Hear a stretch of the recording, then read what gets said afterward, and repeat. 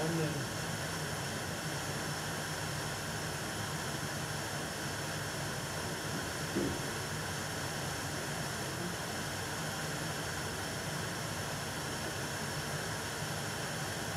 if possible, you can make sure your phones are on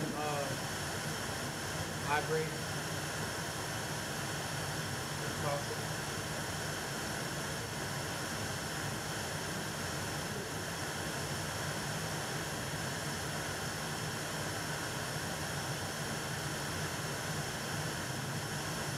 Seconds.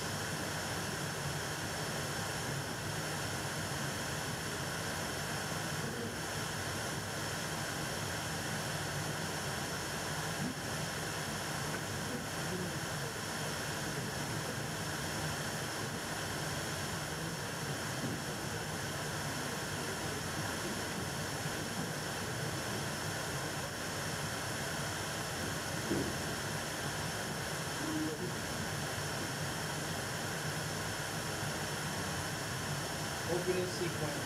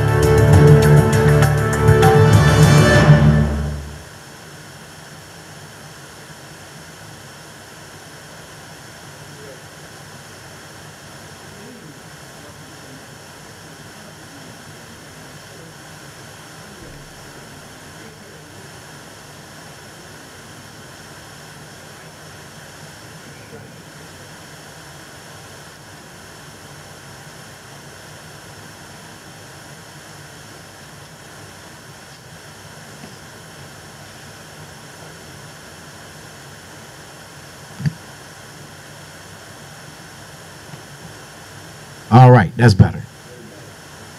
Welcome to another episode of the DMV Daily Radio Show. I'm your host, Hassan Giordano, aka Mr. Politics, and of course, today is our special live stream President's Day Public Safety Town Hall, right here from the beautiful and historic Union Baptist Church. 1219 Drew Hill Avenue is the address. I know some of you are making your way down here. If you're not, get down here tonight. We're featuring community leaders from across the city as we tackle the issue plaguing our city that has everybody scratching their heads. How do we reduce crime, violent crime, homicides, and how do we reform the criminal justice system? But before we get into our program, as always, got to let you know that the program is brought to you by our fine sponsors, such as that stellar legal team known as the Bates & Garcia Law Firm. Specializing in criminal defense, real estate, and bodily injury cases, Bates & Garcia is Maryland's legal dream team, so make sure you contact them today for your free consultation. 410-814-4600 is the number. Tell them DMV Daily referred you, and they'll give you the homeboy discount. Now, also, the show is also brought to you by our fine, savvy political strategists over there at Politicom Strategic Solutions, who have mastered the art of political communications and have successfully gotten people elected to office since the 1970s, being led by a man by the name of Art Murphy. If you're thinking about running for office in 2020, make sure you give them a call today to get your campaign website set up, user-friendly website, social media, campaign plan, and more. You can reach them at 240-242-7505 or on the web, www.politicomsolutions.com. And of course, Together We Rise is not just a slogan, but rather a blueprint for the future of the union movement. Make sure you join their Fight for 15 and other progressive pieces of legislation being advocated in Annapolis by the nation's #1 union, SEIU 500. Join the fight today at www.seiu500.org. Now, of course, you can always listen to this program, watch it live right now, DMVDaily.news, or listen to all our past programs 24/7, www.dmvdaily.news. You can check out the podcast, The Annapolis Report, with your man, Mr. Politics, or our recently launched podcast, Law and Disorder, with Ivan Bates, released every other Tuesday right here on dmvdaily.news. Listen to all of them via TuneIn, iTunes, Stitcher, Spotify, and Google Play, or watch it live, Facebook Live, YouTube Live, or Periscope at DMV Daily News. And be sure to subscribe to our YouTube page and like our Facebook page. Now today, of course, we are live. Our first live stream since the election day. We were over there in East Baltimore off of Greenmount Avenue at a right across from a polling location with our good friends from Out for Justice making it happen. Today is our special live stream as we discuss the criminal justice system, reforming the criminal justice system, and public safety here in the city of Baltimore. We are joined by local leaders such as Tara Huffman Andrews, the Director of Criminal and Juvenile Justice for the Open Society Institute. Ms. Karen York, Executive Director for Job Opportunities Task Force, will be with us. Nicole Mundell, Executive Director of Out for Justice. Sergeant Clyde Boatwright, President of the City's School Police FOP. Councilman Brandon Scott from the 2nd District, Chair of the Public Safety Committee, will be joining us. Councilman Zeke Cohen is joining us from the 1st District, Chair of the Education Committee. Ms. Leslie Carter is the President of the Southwest Leadership Roundtable. And, of course, the pastor of this great institution, Dr. Alvin Hathaway, is the pastor of the historic Union Baptist Church. And, of course, we will be hoping to be joined by the city's newly appointed police commissioner, Mr. Michael Harrison. And, of course, I'm always joined by those two crazy cats, my co-hosts, Ivan Bates Esquire, and the boss of bosses, Mark McLaurin. What's happening? Look, I don't know how we're going to do it today, right? We usually have the microphones lined up, so we're just going to have to make do with what we got and pass it around. We want this show to be interactive, solutions-oriented program, meaning we want to hear from you. I know you're watching us. I see you, Richard, Jason, Dwayne, Jackie Addison. Unfortunately, today, like other days, you can't call into the phone because somebody forgot to call in phone. So we won't be doing that. But those who are interacting and watching us on Facebook, of course, we're always watching that. You can put your question or your comment here on the Facebook live feed, or, of course, our studio audience. Come on down here to Union Baptist Church. We have a microphone set up for you. Today is all about solutions. Not about pointing the finger. It's about how do we move forward as a city and get past these crime-ridden years that we've seen thus far, and how do we adequately reform the criminal justice system. So we're going to begin the conversation with the panelists here. So I'm going to start at the left with our co-hosts, let them introduce themselves, and then I want the panelists to be able to, introduce themselves, who they are, what they do, and then I want you all to answer a quick question in your opinion, how do we change the dynamics of our city and reform the criminal justice system? And you got to keep it all within a short period of time. I don't know how you do that, but go ahead. Mark? Can you repeat the question, please? How do we... Well, so I won't take long. Most of you who watch the show know I'm Mark McLaurin. I'm the Political and Legislative Director for the Service Employees International Union Local 500. And we're the education local. We represent educators from early learning professionals all the way up to adjunct faculty at Maryland's colleges and universities. So I'm glad to be here. I'm sure there will be some stuff I will respond to, so I'll forego my opening statement.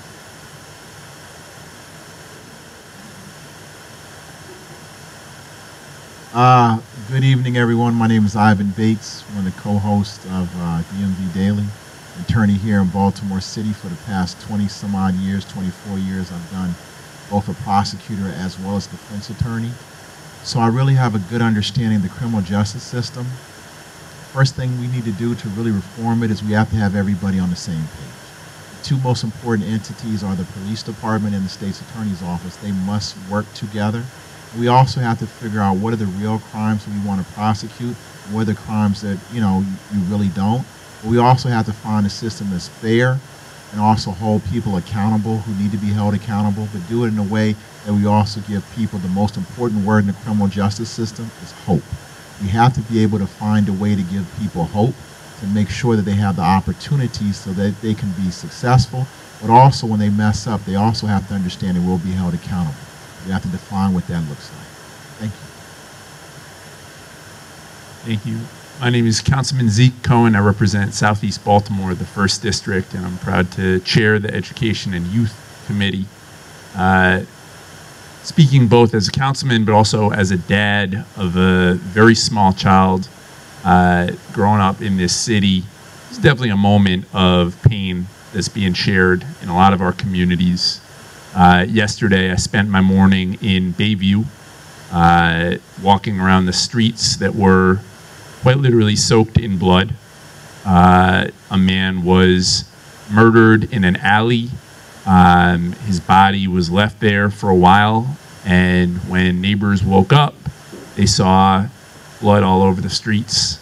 That is all too common of a scene for many people here in Baltimore. We also have to have hope. I'm feeling hopeful right now because a young woman that I mentored that worked in my office this last summer just got into Goucher College, which is my alma mater, which happens to be the best college in the world, for those that don't know. And I see that in a lot of our young people, is that they are pushing ahead despite some very serious challenges. And so when I think about it, spending a lot of my time listening and being in conversation with youth, what I hear again and again and again is we need support, we need opportunities, and we need employment. Something that I'm really passionate about is what would it look like for our city if every young person that wanted a job, not just a summer job, but a job year-round, could get one. How much would that contribute to their well-being, to the strength of all of our neighborhoods, to the uplift of some of the folks that, when I used to teach in West Baltimore, pretty close to here, you'd look up, you'd see these cranes going up. We have this economic boom happening in my district and throughout parts of our city. But because of the deep, deep segregation, so many of our young people don't have access to any of that boom. They have been literally left behind. And so what I'm thinking about a lot lately is how can we be all in, every business owner, every government official, every nonprofit, joining hands, community as well, working together to support this next generation of young people and making sure they have the opportunity to learn and work and be productive.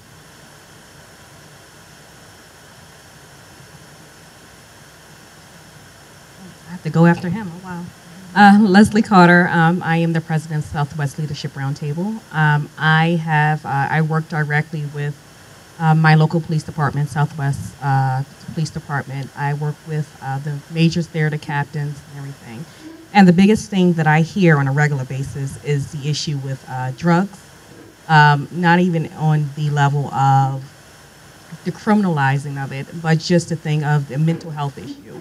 We definitely have to get a control over that. We have to put resources in place for those who do need the help and want the help to be able to get what they need. Also, I hear the education side of things. We cannot do anything if they're not educated, they can't get jobs.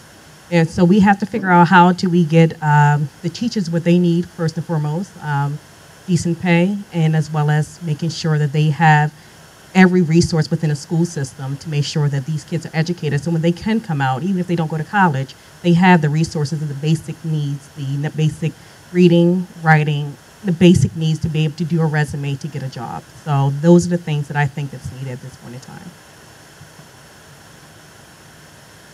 My name is Tara Huffman. I'm director of the Criminal and Juvenile Justice Program at Open Society Institute, Baltimore. And I think in order to improve public safety in Baltimore City, we have to change the paradigm.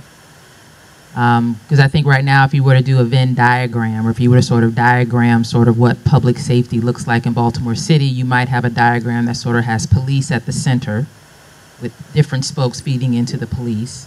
Or maybe you put police, state's attorney in the center again with different spokes. And community is always thrown out as supporting the police in doing their job, or supporting the state's attorney or the courts in doing their job, when the truth is that safety should be in the middle. And then you're asking, so what are the police doing to contribute to that? What is the state's attorney doing to contribute to that? What is the community doing to contribute to that? And in that diagram, everybody has an equal role. Everybody is equitably resourced, so you don't have one agency or one part that's more resourced than the other one, and they share in decision-making authority. So they share in the authority about how do we define public safety and how do we deploy public safety strategies around the city instead of the community always being in a position to respond to somebody else's proposed strategy about what safety looks like. And I think until we switch that paradigm and spread out the resources as well as the decision-making authority, we're always going to be in a position where one part of the system is outgunned, and one part of the system has way too much authority, and the systems, each equal part of the system, or the ecosystem, I should say, are not working together to bring about safety in the city. Good afternoon, everyone. My name is Clyde Boatwright. I am a 19-year law enforcement veteran in Baltimore, and the one thing I want to do to help bring some, I guess, some clarity to some of the issues that we are plaguing, that is plaguing our school police officers. I hope to get out of this some ideas to share with our officers. My position on the law enforcement fight to secure our streets and ultimately to secure our schools is that we all must work together in partnership. All right, so I apologize. I think the first thing I should have done before the introductions was have the host and the pastor say a welcome and open us up in prayer before we get too deep into what we're about to get into. So, Pastor Hathaway, can you please come up and do such? Or do you got a microphone over there? Yeah. It is so good to have you here. Union Baptist Church is the servant church. We've been serving this community for 167 years. So much of all of the empowerment process in Baltimore City has happened within the walls of this church. You inherit that legacy, but you also inherit that responsibility to step forward and to proclaim and to advocate and to ensure that we have a community where all people are lifted up at the same time. You also have watching you our ancestors. The Goon Squad is watching you. Reverend Dr. Harvey Johnson and all of them are watching you. You're being watched by our ancestors to make certain that as you place your hand to the plow, that you don't turn back. So with that, I'll be sensitive to all of the religious needs of everyone that's within the sound and your listening audience. And I will give that opening introduction as my prayer. On my head, get ready. All right, so we want to get into this conversation. We didn't really iron out everything. Again, it's our first live stream. Last time we had Nicole there, and we ain't really have an audience to kind of interact. But this is a serious situation, so we want everybody to be involved. So we're going to start with the questions on the panel, and then, of course, you always can have it. That microphone right there is for anybody who wants to ask or be involved in the conversation. That is live right there. Before we get going, I do want to say that there's an awesome program that's coming up, the Singing Sensations Youth Choir. These young men and women are actually, they're performing at Morgan State's Murphy Fine Arts Center on Saturday, February 23rd at 5 p.m. They're actually doing this, they're doing as a fundraiser, they're going to Africa to celebrate the 100th anniversary and birthday celebration of Mandela, Nelson Mandela. So it's an awesome you'll have. It has featuring acclaimed Tony Award winning Melba Moore will be available as well. She'll be there. And we have free tickets, courtesy of the pastor, who is a very big supporter and proponent of these young people and this young singing sensation choir. So if you want tickets, make sure you hit us on Facebook. We can see it. We'll have tickets available for those who are in the audience as well to go to this event. Again, it's on February 23rd. That's next Saturday at Murphy Fine Arts at 5 p.m. So definitely want to be involved and help support these young men and women with that. So I think the first question is one of the obvious, and I don't want to put you in too much hot water, Mr. Bates, but the state's attorney for Baltimore City has recently I guess you can call it decriminalized marijuana, which doesn't matter what the weight is. You can have 50 tons. Well, so they said. Unfortunately, somebody just got locked up with 17 tons. 17 ounces and was still locked up. But nonetheless, now they're not charging. And so from that standpoint, how good, bad, or indifferent is that going to affect your job, Sergeant Boatwright, and the FOP in schooling? And how is that going to affect policing and the strategy of policing across the city of Baltimore moving forward? Well, to answer your question, if you look over the last few years, we've averaged in the city of Baltimore 1 arrest per day. When you look at the statistics, you're talking about 340, 350 sometimes arrests a year for possession of marijuana.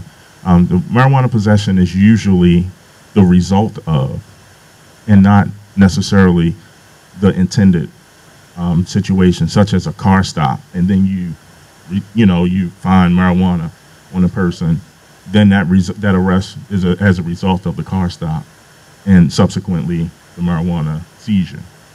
Same as stopping someone on the street. The marijuana arrest is usually as a result of. So I think moving forward, it's important to understand that police are not wasting time looking for weed dealers, as some people might have suggested that we were focused on weed dealers. I think we can see clearly in Baltimore City we have an issue with violent crime, and that's what we usually focus on. So to suggest that homicide detectives are not following up on their cases because they're doing weed surveillance is inappropriate. I think that if we look at the way that police are deployed, patrol units and specialized units are usually the ones that come up with those arrests. And I don't want to speak, for Baltimore City Police, but I know in my agency, if we encounter someone with marijuana and it's packaged for resale, they will be arrested.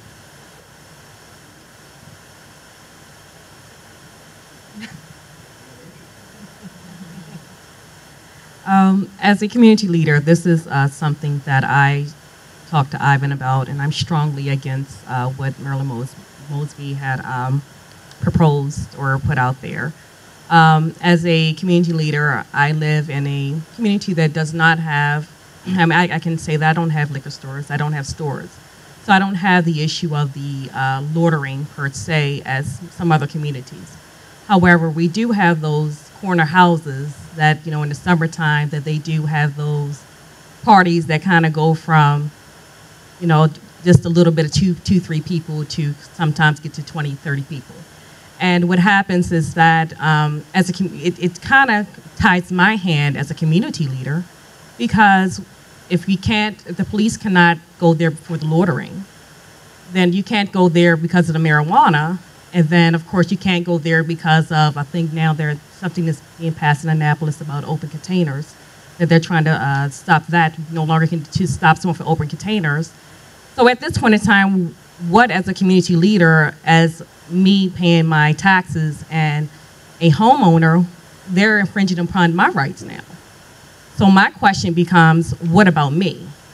I do feel that what she put in place was not thinking about us people who do not smoke weed. I don't want to smell it. I have children that go to the playground, and there's marijuana at the playground. What do I tell my child? Do I tell him to come home now? Because we can't call the police. What do we do? So that is something that I feel strongly about, that I feel like the police department hands are tied, but it infringes upon my rights that I have to now be subjected to something that I don't agree with. So. Councilman? Sure. So instead of speaking about marijuana, I'd rather speak about addiction, which we know is an enormous challenge across our city. We talk a lot about the lives lost from homicide. We talk less about the lives lost from overdose. And we know that with fentanyl, that with the potency and lethality of some of the drugs that are entering into our communities, that we are losing people left, right, and center. And I think it's time for us as a city to have the courage to declare that the war on drugs failed and that we should abandon it, that it was not an appropriate strategy, that it became a war on black and brown communities, that every effort that we've had in Baltimore since zero tolerance, since the mass arrests of the O'Malley era, has resulted, you got it, Shorty, the mass arrests of the O'Malley era has resulted in increased criminalization of black and brown people when we should be treating this as a public health crisis, because that's what it is. We have too many people that are dying. We had someone, again, another funeral that I'm going to go to next week is someone in my neighborhood that died of a heroin overdose. We are losing people. It's why I'm really excited and proud to be partnering with Tara over here and Open Society Institute on the Law Enforcement Assistance Diversion Program. It's been operating in the Central District. We are hoping and working to bring it to Southeast Baltimore in order to address addiction as well as sex work. One of the really unfortunate things we see in Highlandtown and Conklin Street is a lot of sex work that is fueled by addiction. We have got to get to the root cause of it. We've got to be strategic. We've got to offer people housing first, opportunities for employment, as well as opportunities for treatment. Because until we start treating people, providing addiction instead of just incarceration, we're going to keep losing families, keep losing people in our city. So that's where I'm hoping we go from a policy perspective. Well, speaking of that, and what he said, Tara, you have been working, I know, with people in South Baltimore and East Baltimore in terms of OSI and Open Society Institute in this micro community policing. Kind of I guess the model would be Seattle. And so, but a lot of people aren't familiar with that. So can you speak to how we can, is that an alternative to the zero tolerance we saw from the O'Malley administration, or even the, I guess, plan that they have so-called right now in diverting, attention or even funds from officers? Thank you for the opportunity. So just to provide the context, so the Baltimore Police Department and the city are currently under a federal consent decree. 500 plus paragraphs of what the department and the city have to do between now and whenever they're declared to be in compliance with the consent decree to improve policing and change the culture of the police department. One of those paragraphs mandates that the city adopt a community policing strategy. The consent decree does not define community policing because there isn't a definition. They're still trying to define what it is. But what the consent decree does do is give several examples of promising or developing community policing strategies. And one of those strategies is called micro community policing. It's a strategy and approach that's being piloted right now in Seattle, Washington. They've been working on it for the last 2 years. And the concept is pretty simple. It basically says that when you have particularly a large city that is very diverse, geographically, ethnically, demographically, in terms of economics, you can't have a citywide public crime fighting strategy because every neighborhood is different. And the crimes that are being committed in each neighborhood are different. Why those crimes are being committed are different. And therefore, you need a different strategy depending on the makeup of the neighborhood, what resources are available in that neighborhood. And so the micro community policing strategy says, so we're not going to have a citywide crime strategy. We're going to go neighborhood by neighborhood by neighborhood, and we're going to have a policing strategy that deals with that specific neighborhood. When I first saw that, I got, I was excited because I thought that just made sense, but then I immediately got concerned.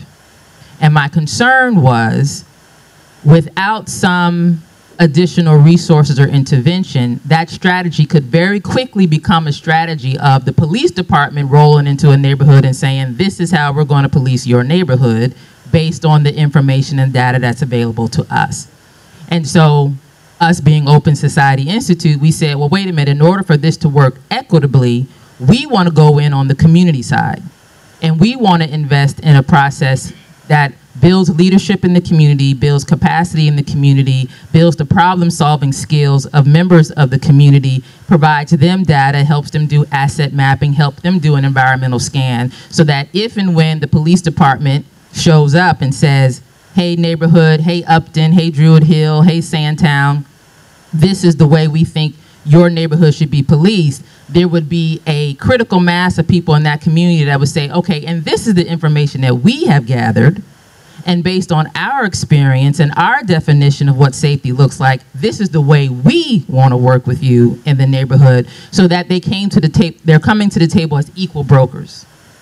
And they both have the same information, they both have the same decision-making authority, and so it truly is a conversation about what that strategy looks like. And it's not just a policing strategy, it truly is a public safety strategy, which, to Zeke's point, goes beyond just policing. It's also, these are the resources, this is where the rec center is, or we don't have a rec center, or this is the Y, or we don't have a Y, or these are the after-school programs, or we don't have enough after-school programs. And so in addition to, this is the way we would like to work with police officers, is also going back to the city and saying, and this is where we think investment needs to be made in our communities in order to truly bring about community safety and not just a crime-fighting strategy. So that's what it is. That's our effort in a nutshell. We are looking to sort of pilot this in 3 to 5 neighborhoods in Baltimore, because it's a process.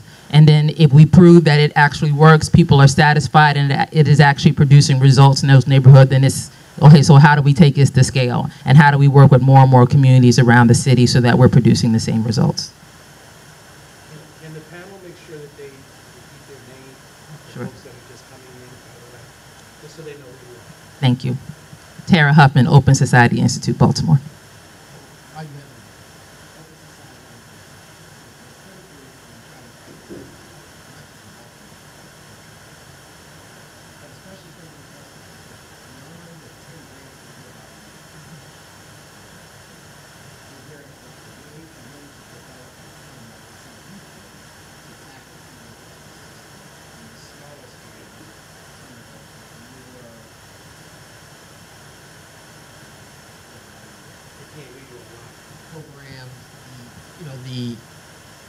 The shorties, the Out for Justice, the other people who are young, the programs who don't get the traditional funding, but who are on the streets, who are doing the work, but yet, you know, as we saw even with the City Youth Fund, unless you know how to write grants, it's really, really tough to be able to get that money to be allocated to a program that may be even more effective than a program that you give money to just to build a mural or paint a wall or something.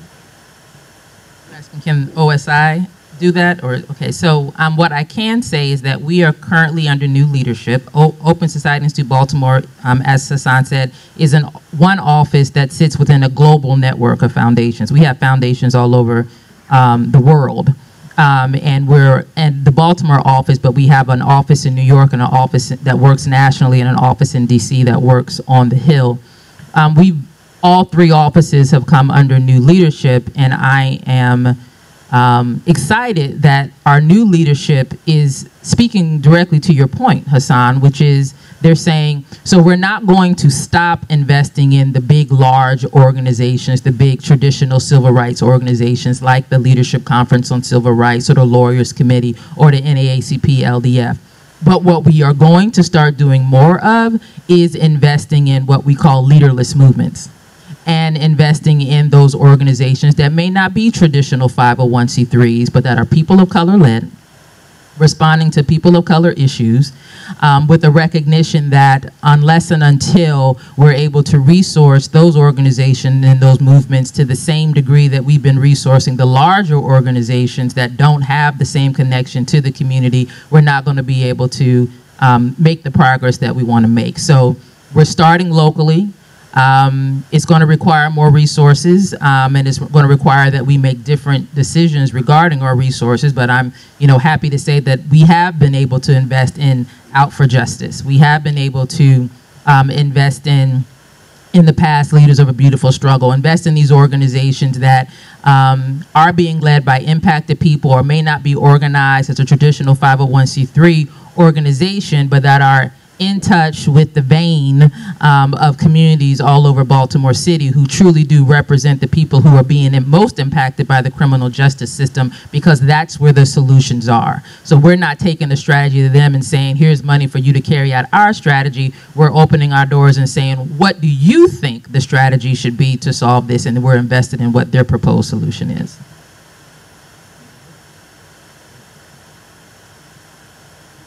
Here's a question I'd like to ask. To all the panel, with this new police commission designate, if you had to have one thing that you would like to say to him that's important in reference to Baltimore, what would that be?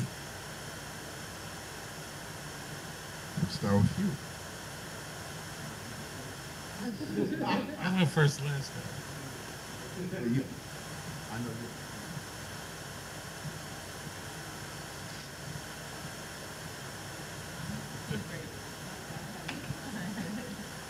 So if I had one opportunity to say something to Commissioner Designee Harrison, it would simply be listen to your rank and file men and women.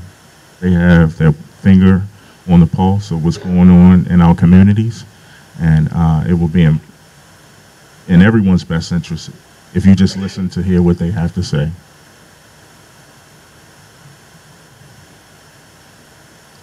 If I had the opportunity, hopefully we'll get the opportunity to have a conversation with Commissioner Harrison. One thing, I can only say one thing. Well, my number one would be, one, learn Baltimore, because Baltimore is not New Orleans. And so you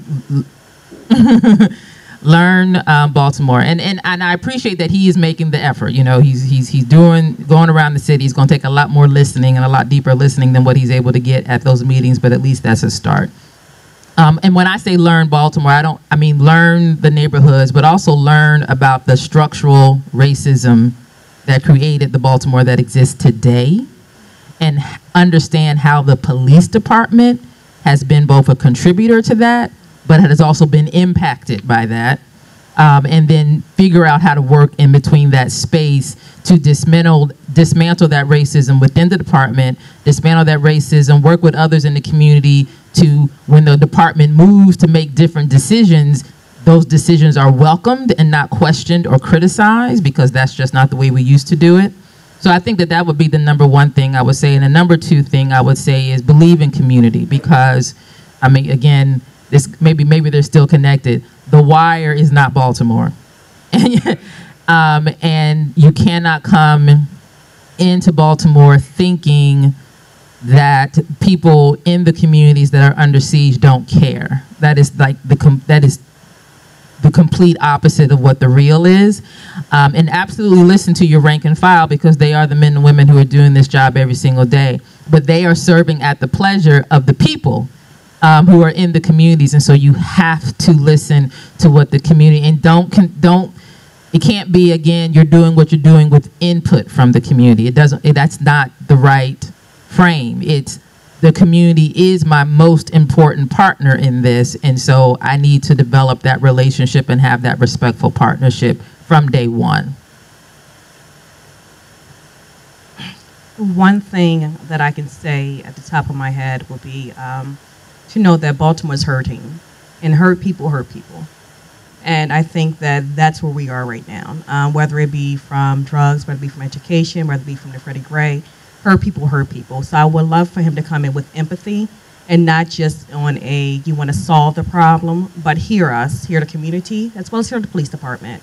So I think that is the biggest thing for me right now, is to make sure he understands that we're not just coming in here, and we don't want him to come in and just wipe everything out and start clean. We have to have a healing process, and he needs to have somewhat of an empathy to understand that. So that is probably the biggest thing for me, is just hurting people.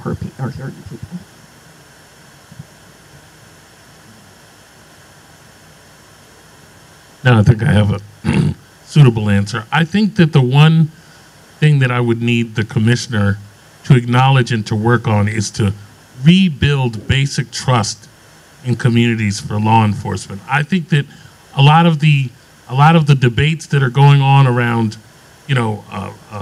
guns in schools and the consent decree and all, the underlying problem there is that there is a basic fracturing of the relationship between communities and law enforcement for whatever reason. I take no position on why that is, but that has got to be a priority of his, and I think he's off to a good start. I think 8 or 9 different meetings in every police district, you know, inviting folks to come out during the evening at a time when most folks are off of work and can actually interact with him. Like, you know, some people call it window dressing, but I actually call that a substantive commitment to actually engaging in conversation with community, and I think that's where it starts, is engaging in conversation with the community. But whatever happens, for law enforcement to be effective, we've got to find a way to increase the amount of basic trust that folks have in law enforcement that's been torn down by stuff like GTTF and all the rest of that. Like, if communities feel that law enforcement is some foreign invading force, you're never going to solve the problem, I don't think, of crime in these communities. And I would also say that what came up before on the state's attorney's proposal around marijuana, it's very interesting because as someone who runs campaigns in the city and is with candidates on the doors and talking to folks, you have many, many, many, many people on the doors, we call them voters, who have the perspective of Ms. Carter, of Leslie Carter, who's here, who says, look, I don't want marijuana is a problem for me, and I am worried that this takes away a key, tool in the toolbox in order to break up some stuff going on in my community that I need broken up by the police. I'm not going to try and do it myself. So there's that part. That's what you hear on the doors.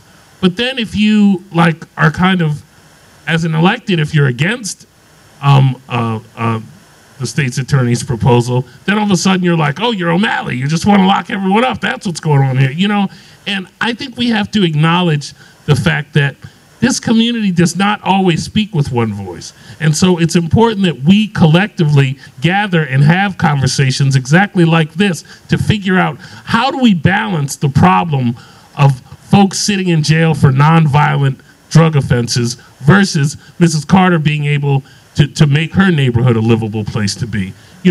Those are balance issues that have to be addressed, and that I think we have to acknowledge first. And that, not everybody who feels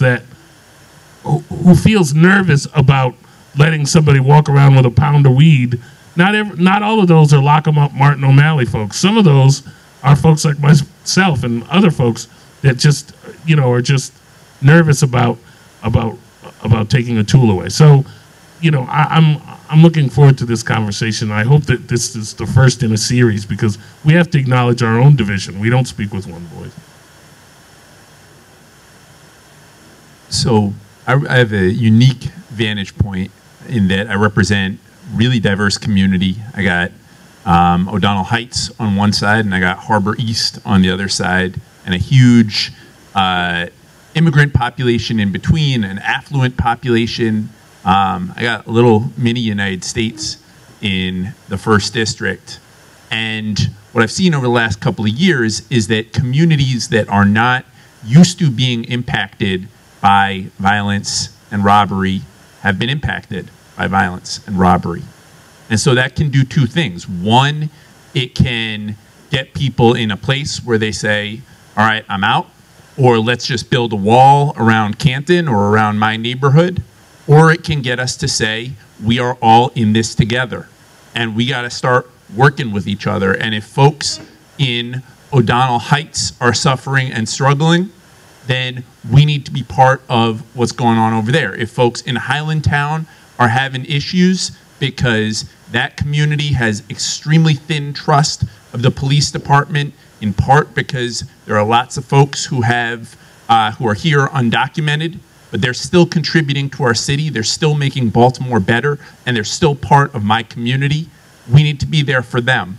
I think the opportunity that Commissioner Harris has, that all of us have, is to say we got to be in this together. And it can't just be the police department. We're putting too much weight on BPD to solve our problems. It's got to be about us. It's got to be about the work that Nicole's doing, that Karen's doing. It's It's got to be about youth employment, the work that Joe and Shorty and everybody in this room is doing. We got to do it together, and we can't allow ourselves to be siloed. Because what happens, what I've seen in my position on city council, is when everybody's fighting with each other, that's when someone is swooping in and making money off of our misery. Whether it's through development, whether it's through the prison industrial complex, there is someone that is profiting from our collective suffering. And so in this moment where we got this new commissioner coming in, where he is, to his credit, doing this listening tour, we got to keep holding his feet to the fire, but we got to say to him, you've got to partner with Out for Justice. You've got to partner with Shorty. You've got to be out there with the health department delivering treatment on demand to folks struggling with addiction. I got to roll over to Bayview to be with my community that's in a lot of pain right now, but it's been an honor being here with you all tonight. Yes, ma'am. The LEAD program, because I know. I'm sorry. My name is Nicole Hansen. I'm the executive director of Out for Justice. So we have some natural criticisms that's happening on the street as it relates to the LEAD program, right? We have, well, it was just a program that the councilman just talked about, where it does community policing and gets, policing on the streets and doing some community engagement. But what we're hearing is that there are undercover police officers that are vice officers too, and many of the people on the ground don't feel like that is a style of community policing that they want. And if we really want to build community trust, then police officers should be able to walk the streets with their uniforms on in the light of day, to build those relationships. So I just wanted you to speak to, that there's those criticisms out there about how these LEAD workers, folks are, also vice, and, some of the women on the streets that are sex workers don't feel so safe on the ground. So first off, thanks for the question, Nicole. So law enforcement assistance diversion, the model, again, out of Seattle, the idea is that instead of arresting, incarcerating, locking folks up, that we provide an alternative, which is typically treatment, housing, and potentially employment. LEAD has been rolled out in the Central District, I believe around Lexington Market. I have also heard a lot of concerns with how the program is currently being run. I believe at the moment it's a partnership with the Behavioral Health Services. So here's what is unique about this opportunity that we have, that we're working with Tara and OSI on, is that we as the community, and by that I mean sort of the larger community in the neighborhood we're hoping to deploy it in, have the opportunity to redesign that program and make it a model so that it does stand for something beyond just arresting women and putting them in jail cells. And Nicole, if you'd be open to it, I would love to pull you into that conversation. Yeah, definitely, because we want to make sure that we're offering assistance to these women who are sex workers, and Yeah. His, we don't want BPD to be using vice officers as, folks on the street that's supposed to be building these relationships with these women and maybe men too, to get them off the streets and get them into some programming. So there's a real trust issue that's happening when it comes to LEAD, and we want to make sure that we, do some more investment in community folks. It can be really expensive to deploy police officers to do outreach, right? Like that's not what they do. So let's put those resources in the actual community people who have those relationships with those folks out there in the community, invest in them to be able to divert people to the resources that they need. So yeah, I'm willing to work with you. Cool. Well, again, looking forward to it. We got a whole bunch of folks in Highlandtown that are excited to try and do something different, and I mean really different. And I'm going to look forward to working with you on it. Thank you, Councilman. Thanks, sir. You have a question? Question and a comment, really. Okay. After we get your question, we're going to answer, but then we're joined by 3 new individuals. So I want them before we even, if you're okay, sir, before we even get to your question, why don't we just allow them to just introduce themselves very briefly, and then, sir, your name? Ishakara Hannibal L. We are going to open up. We're going to go ahead and give you the opportunity to go ahead and speak. We wanted to get the panelists out of the way first. Yep. So, ladies first. Sure. Okay. So you want me to do it? Good evening. Good evening. I'm Karen York. I'm the Executive Director for Job Opportunities Task Force, JOTF. I'm also the board chair for Out for Justice. Got to throw that out there. My name is Nicole Hansen. I am the Executive Director of Out for Justice. And just really quickly, Out for Justice is a grassroots organization that is led by individuals who were formerly incarcerated and individuals who are currently incarcerated. And we work to change laws and policies that directly impact our successful reentry. Good evening, everybody. I am City Councilman Brandon Scott from the 2nd District. I work for Nicole Hansen. She's my constituent. I am the chair of the council's Public Safety Committee. Thank you. And I just want, if you don't mind, hello, can you hear me now? I just would like you to give a little bit more background about your organization, because you do a lot of great work in the community. I think your organization does work and people don't even know, because you're sometimes straight behind the scenes taking care of it.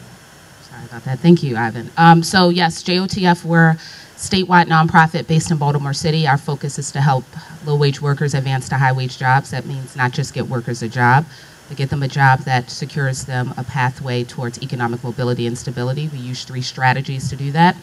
We partner with Associated Builders and Contractors to run Project Jumpstart, a pre-apprenticeship construction training program that trains and places city residents into construction industries, carpentry, electrical, and plumbing.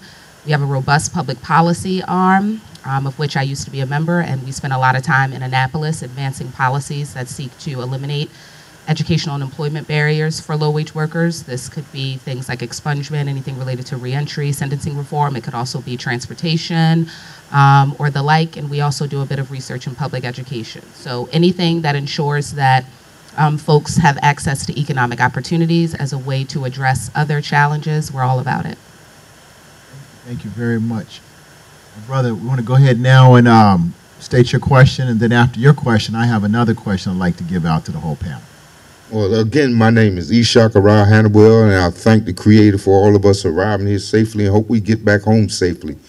I really came here to speak about the police in the school issue, but I see it's going another way. Actually, that was going to be my next question, so why don't you go ahead and put it out there so I don't have to put it out there. Okay. Why don't you go ahead and put it out there? I can put it out there, too. Well, on the question that was presented about what would I say to the police commissioner, I would tell him I would work for a fifth of what he gets paid to help out in training. I'm an ex-Marine. I was a drill instructor. I was a correctional officer, and I was certified by the state to be training. And I could change the course of how police interact with our public if that was what they really wanted to do. But getting to the things about the school, if I could go on with the school police, I support the school police. And I just have a few things here, and I would be done if I just spoke on that. Go ahead, sir. Okay. To me, this is a matter of being reactionary, being preventive, or deterrent when it talks about whether the police should be allowed to have weapons in the school. All across this country, most police, school police, carry weapons. If I'm correct, this entire state in every district, jurisdiction, that's the case. They all carry weapons except Baltimore City Police. So the question should be, why not Baltimore City Police? What is different about them as opposed to the rest of the state and the rest of the country? My second point would be, who do you prefer to carry a weapon in a school? A school policeman the teacher, the counselor, a classmate, or somebody off the street? Which one would you rather have when you get to the school and there's a situation? Who do you want to have a weapon? You know, that would be my question. The entire country is moving in a direction that says police should be armed. Just recently, I believe it's the state of Florida, the governor or somebody down there running the school, mayor, somebody, has been specifically recruiting veterans to be school police because they want people with training that know how to kill people. Now, I'm not saying that's the intention here. I'm saying in Baltimore City, if we just get back to Baltimore City, there's really no historical data that would say police in schools are behaving more like the police on the street. And even when that is the case, it's not with a weapon. We see videos of our children being manhandled and things like that. But that again goes back to training or that individual's prejudice or preference or whatever. That's their behavior. It doesn't necessarily reflect the entire department. Here in Baltimore, we know that the police department, school police, is predominantly African American. Most of them, they say, are from the city. So they would be a deterrent. They would be preventive. I don't see them manhandling our children, shooting somebody because they got a cell phone or anything of that nature. And I just got a few more points. I'm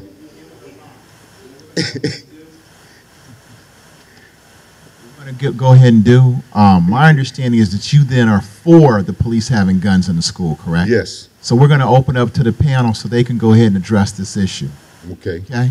Thank you, sir. And I was going to let ladies first.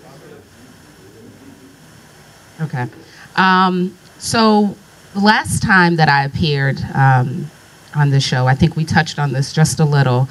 And one of the suggestions that was offered in place of guns were tasers, of which I disagreed with as well. So I'm just going to put it out there that I, Karen York, do not believe that our school officers should be armed.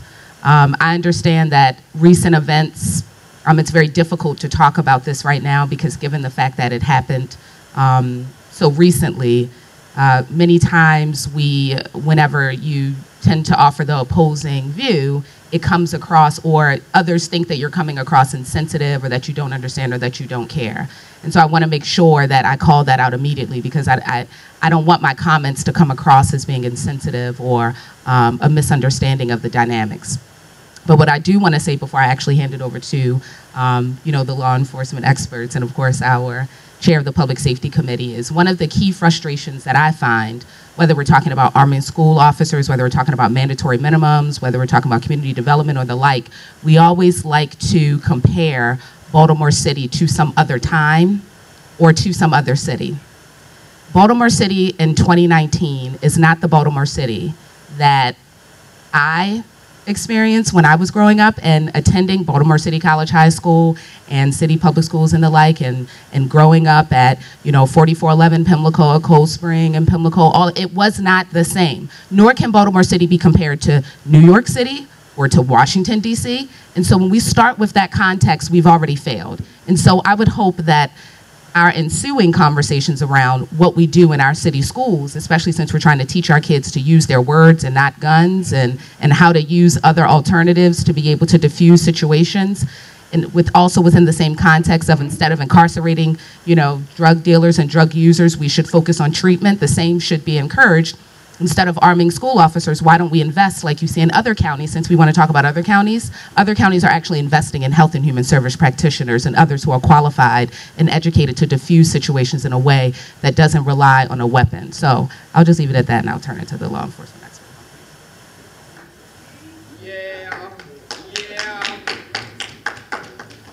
So this is an issue that's really personal for me. So if many of you already know, that I spent a lot of time in schools. That I, before this year, coached middle school basketball.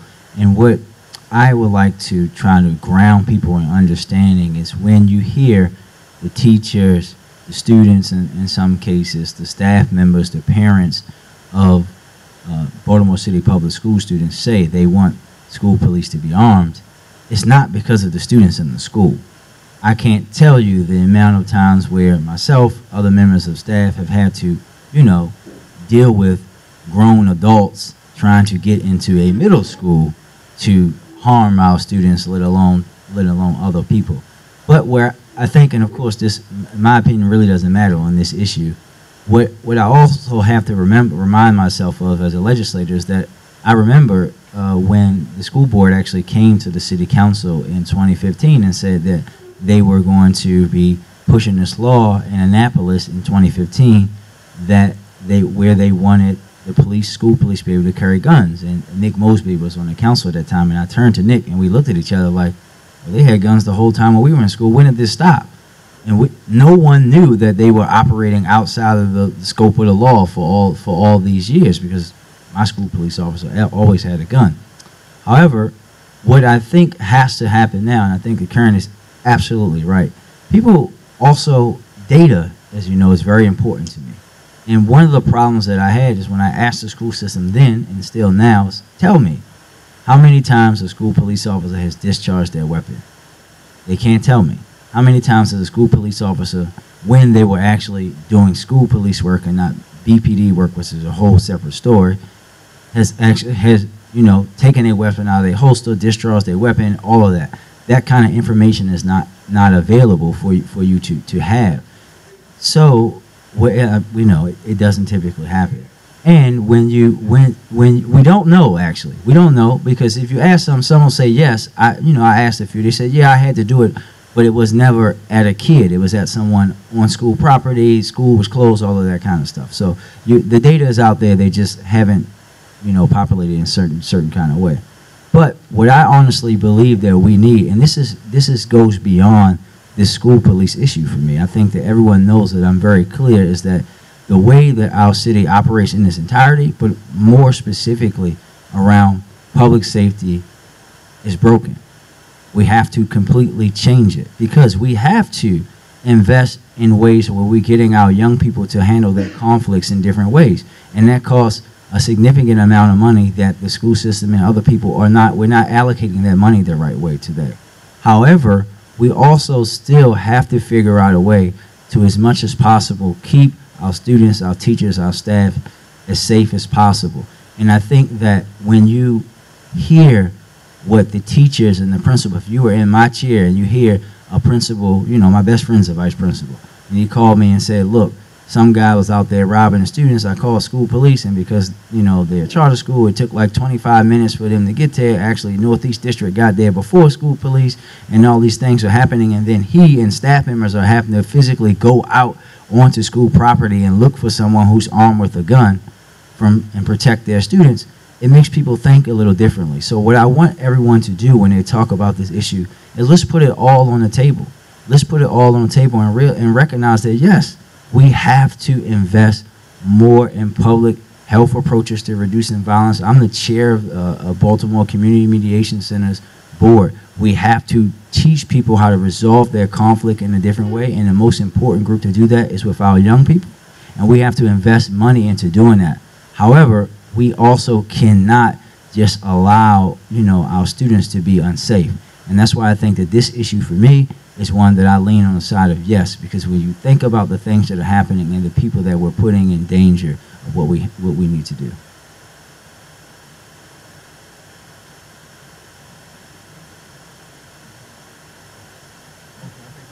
We have a couple more people that want to respond to this, so I'm going to allow them, and then if you have a question, we'll let you go ahead and get to the mic.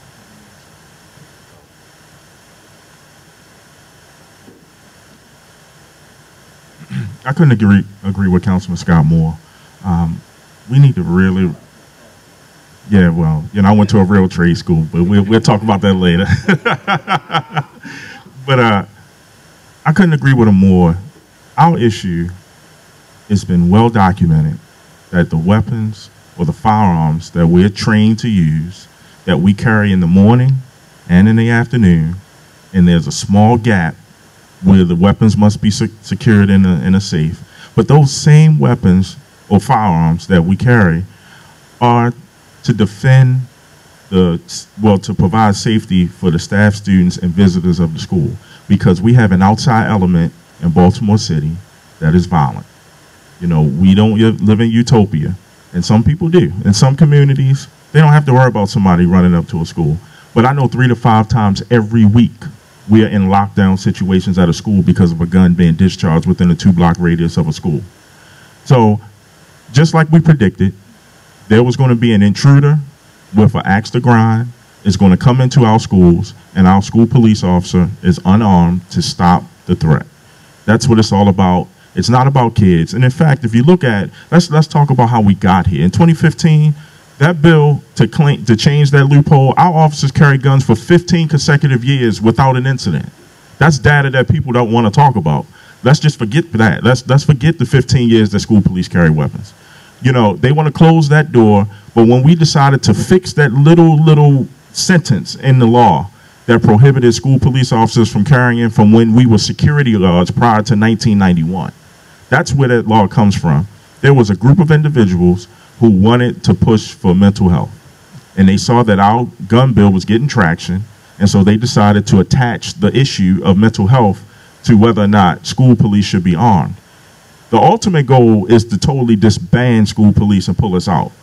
If you look at the trend, we had a $13 million budget 4 years ago when we started this. It's now down to $7 million. We are 42 positions short of what we used to have back in that time. So they used the $7 million that they took to hire mental health professionals, security cameras, metal detectors. They did all of that. And what the metal detectors will do, they'll beep when someone comes through that has a foreign object. The security camera will give you a clear picture, just like in this Douglas incident. We had clear pictures of the shooter. We had clear pictures of him fighting with the victim in the hallway until our officers got there. It was clear pictures of that. So the security cameras worked. The metal detector would have beeped had he went through. And can a mental health professional de-escalate someone that's actively shooting? Absolutely not. Only person that can do that is a trained police officer that can meet force with force.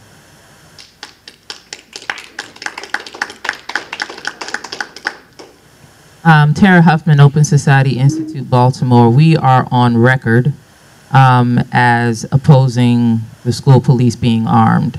And we are, parts of our organization have also been supportive of reducing the presence and the responsibility of school police in the schools in favor of more mental health, more guidance counselor, more paraprofessionals, more student support. I hear the councilman, I hear Officer Fulbright, in terms of the thrust being to arm officers as a way of hardening the school against an outside threat. I just want to raise the issue of it is concerning that in a time when we have so many officer-involved shootings across the nation, that is why there are people like myself and others who are concerned because the Baltimore School Police are not immune from that. And I remember the video of the officer who got up in the student's face, even I think the gentleman used the word manhandled the student. And I remember looking at that video and thinking, what if that officer had a weapon?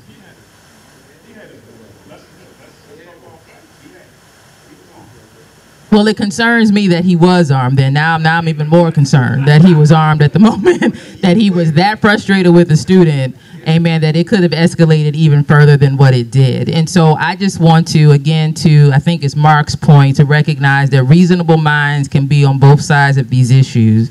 There are concerns on each side of the issue, and I think that those concerns need to be addressed in a way that they haven't yet been addressed up until now, because I do believe that we need to protect our students from outside forces, but I get nervous about arming officers against having an armed officer who may come in contact with the student who is in the throes of maybe a mental health crisis and maybe just being an adolescent.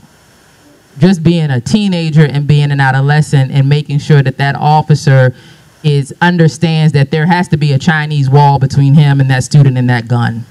And how do we go about doing that so that our schools are safe from outside threats that enter into the school, but also our students are safe, and we don't have an unfortunate scenario where one or more officers forgets his or her training and ends up harming a student. I think that's a real concern, and that's just a concern that needs to be spoken to and dealt with as we continue to debate this issue.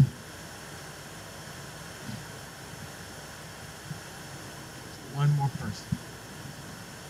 I mean, for the sake of everyone outlining for or support on the panel, I would just concur with the statements of my board president and the statements of Tara Huffman.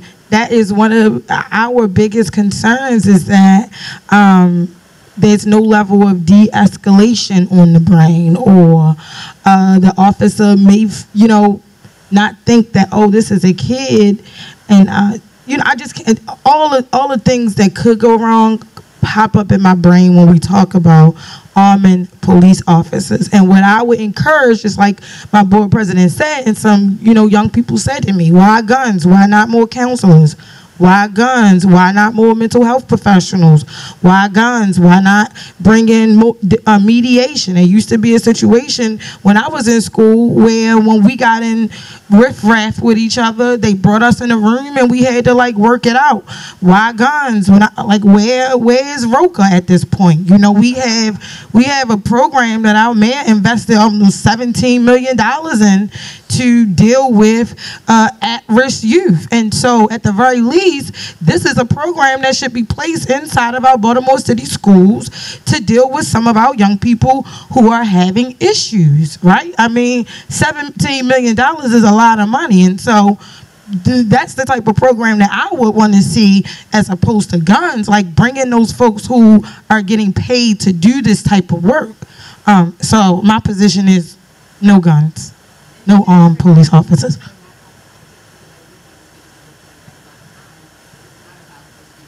About external forces, I would encourage us all of the key stakeholders, whether it be parents, students, policymakers, attorneys, advocates, and the like. Let's not use this time to be reactive. It's so easy to just say arm school officers, just like it's so easy to say mandatory minimums, or so easy just to say lock them up, lock them up. Let's actually use this time to figure out what are all the different levels of response that we can use that don't just include arming officers, but also include the different levels of investment that are required. Because, yeah, we can't just rely solely on mental health professionals, but what we also can't solely rely on? Armed school resource officers, because that's $7 million that was split amongst metal detectors and mental health professionals. Given the dynamics, the concentration of issues that's in Baltimore City, that $7 million wasn't nowhere near enough. So if we thought that $7 million was going to do something.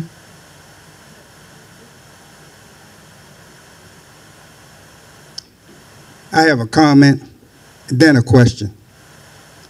I'm a volunteer. My name is Sekou Kasimu, and I volunteer in the public school system.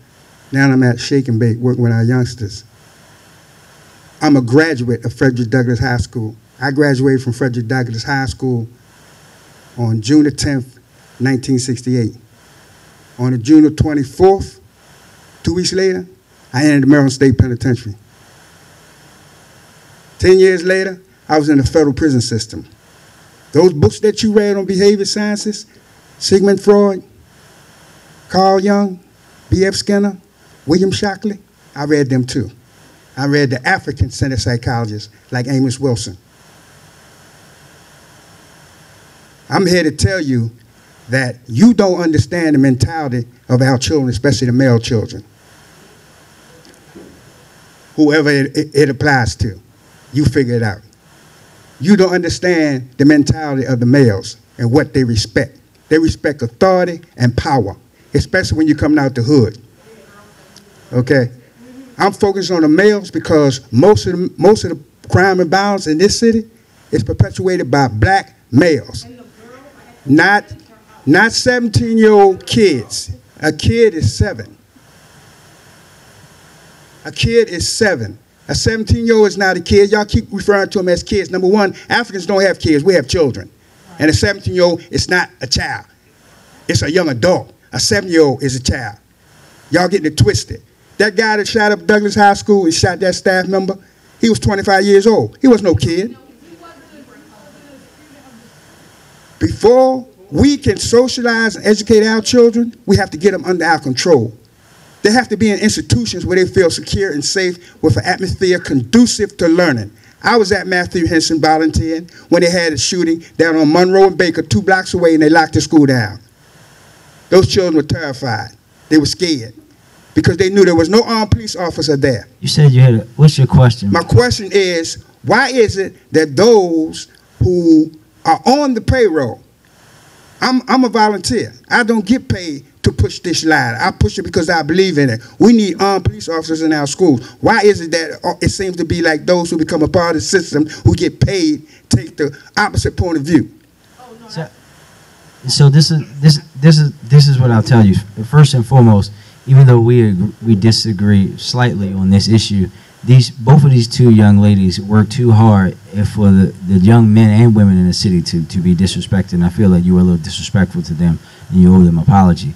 But secondly, and most importantly, teachers, staff members, people from the teachers union, principals union, all those folks have been very vocal about the need for school police. So don't feel like they haven't been. They've been at the school board. They've been emailing. Lord knows a bunch of them have emailed and called my office, even though the city council has zero power or authority or control over what happens in the school system. So they are doing that. But this is an issue that the school board and our state representatives are going to deal with, and that's where the focus has to be. But what these young ladies are saying is absolutely right. We have to do all of that. Even though we disagree on this issue, we have to make those investments into our children because we have not done that as a city and as a state. We have not invested in the communities or people. We have put our investments into systems that were basically created to keep our communities in the state that they're still in today. So we have to understand that before we can get to a place where we're doing better, we have to make those investments in our people first to allow them, to teach them, to educate them, help them grow into being better people so that we can be better communities. Hello, my name is Keith Scott. I do have an organization called We the People Are Coming, and I am definitely for arming the school police because of a certain reason. Myself, I am a former Department of Probation in New York City. I currently work as... hello? You can hear me? I currently work as a security guard. Lift the mic up if you need to. Yes, sir. I currently work as a security officer. I worked at the corner of Howard and Fayette at the Bank of America. So around the areas is Bank of America, Bank of America, M&T, Wells Fargo, pretty other banks. I've been there for 9 years. I was the only officer in the bank in that area that had a firearm. I've been there 7 years. 7 years, the surrounding banks was robbed. Mine's no time. Only reason because I had a gun. The reason why it serves as a deterrent. We need those deterrents, not for the children, for the outside forces that be coming in to hurt the children.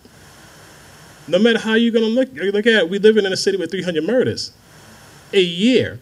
You're going to tell me you don't want your children safe in their schools. No matter how you say it. It's a deterrent. It's to stop people from going in and giving your children harm. That's all I got to say. Thank you.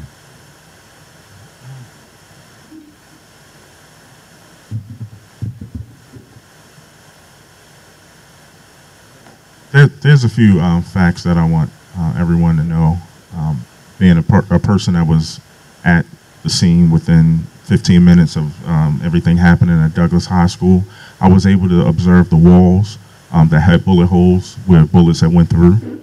This person fired multiple rounds. Only 2 rounds struck the victim, but he fired multiple rounds in that school. Everybody was an intended target. He was not trying to stop either. So that's a fact that I think needs to be clear. If we want to go the whole route of mental health professionals, I get it. That's fine. We welcome that. We welcome the security cameras. We welcome the metal detectors. We welcome all of that, but in conjunction with us. We can't sit there and just forget important times. Not only are those lockdowns that happen, are there lockdowns that happen during the week, but we have all kinds of assaults from outside influences. And I want to say it again, and I think it needs to be really, really hammered home. These firearms are not for students. And all of this, it could happen. You know, the officer could beat the student. Look, I don't know how I would react if somebody spat in my face. I don't. I'm trained to be a little bit cool, but I think all of you should ask yourself that same question. What we saw in that video that was referenced. Oh, it's scary. But am I going to be able to finish my comment, or?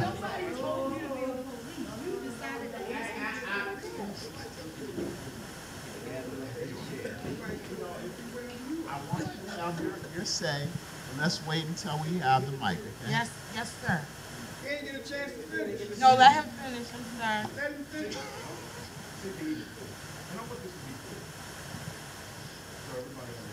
You see the reaction that we got? I just gave up the mic because as animated as the both of you were coming at me, I didn't react. I did not react because that's what we do. We're used to dealing with this type of element that comes in with this bully pulpit mindset that we're going to just yell and scream over top of everyone. We're used to dealing with it. And look, I apologize for jumping because we should have allowed you to finish. But what my comment was, when certain professions require certain training, and like you said, you know, there's a certain level of training that officers have to go through. But then you also quickly follow that with, if someone spat in your face, you wouldn't know what to do. So it's almost like that training is out the door. But then you just followed up. But that is what he said. That is what he said. So you didn't say you wouldn't know how to respond if someone spat in your face. No, I'm responding, but you just said it though. But I'm asking a question about a comment that you just made on a panel. I think this is what I do want to say. I think that the reason that this debate and this issue brings so much enthusiasm from everybody is because we all care about our kids. Point blank, in discussion, we love our kids. So it doesn't matter what side you're on. In the middle, it's our kids. So with that in mind, Mr. Crum, you want to go ahead? Yeah. I'm going to go ahead and try to change the subject, but but like you said, at the end of the day, everything's about safety. And safety can mean arming our school polices. It can mean bringing in mental health people. Safety can mean a lot of things. So we just got to figure a way out to do that and make it work. I'm gonna put Brandon Scott on the spot a little bit. So Brandon, if you was mayor, right? If you was mayor, and by you being on the council for so long, would you, as mayor, agree to do some type of amendment to the charter to balance out the power for city council, so city council members can have the right to be able to allocate money to certain things that goes on in that neighborhood if you was mayor? Good question, Gary. Trying to put me on the spot. So I think I've been clear that it's been very clear that for me that the structure that we have in Baltimore city government is one that isn't working, right? So you know that I'll be turning 35 in April, and at least for the 35 years that I've been alive, we've been operating city government the same way, and where has it gotten us? Right? Nowhere. Same spot that we were when I was born, you know, give or take a few years of progress or regress or wherever. So basically flat. What I will tell you, Gary, is that we have to make some changes to the city's governmental structure. There are some that I want to do. Stay tuned. You'll hear about them coming in the future. But what I also will say that specifically to how the budget is done, there are many things that I think that can change, the ways that that can change, right? One of which would be to, there was an idea that we floated around of having the budget committee itself having the ability to change lines and move and do lines in the budget. One of the other reasons I think that what I said before, what I think is the more important thing, is that in order for the council to ever get an honest answer out of the budget office can't be just solely accountable to the mayor. To the mayor, I agree. So first thing we have to do is make the budget office independent. And I think that which you have to do first, because let's just say that, you know, I'm on the council and we can have the best council in the future, and the council, I'm the mayor, and the council has the power to move the budget money around. Well, it doesn't matter if the budget office is only going to ever tell the council exactly what I want them to tell them, right? And that's not accountability to you, the citizens of Baltimore. So we have to look at, in the state that Baltimore city government is in and our city is in, we have to look at the complete structure. Everything that we do, every line in the charter has to be looked at, because clearly what we're doing isn't working. We have to change the way Baltimore city government operates, and I'm open to any of that to see, because yes, I do believe, even as someone that may want to be mayor one day, that in order for Baltimore to succeed and thrive and be the best Baltimore it can be, that the mayor has to relinquish some power. Thanks for that answer, and I totally agree with you. I got one more question, and then I'm done. And this regards to the $15 minimum wage. And I know, Corinne, you be in Annapolis a lot. So my thing is, the $15 minimum wage, they want to, I think that's going to pass in 2023. Okay, I'm ready. Is that correct? No more questions. Is it 2023? Is the $15 supposed to be? Yeah. Okay, so. Mark, is it 2023 or 2025? It's 23? 2020. But it's a delayed implementation. So I think it's a start, but my concern is that in 2022 or going 2023, 24, whatever, the $15 is not going to maximize the cost of living in the city.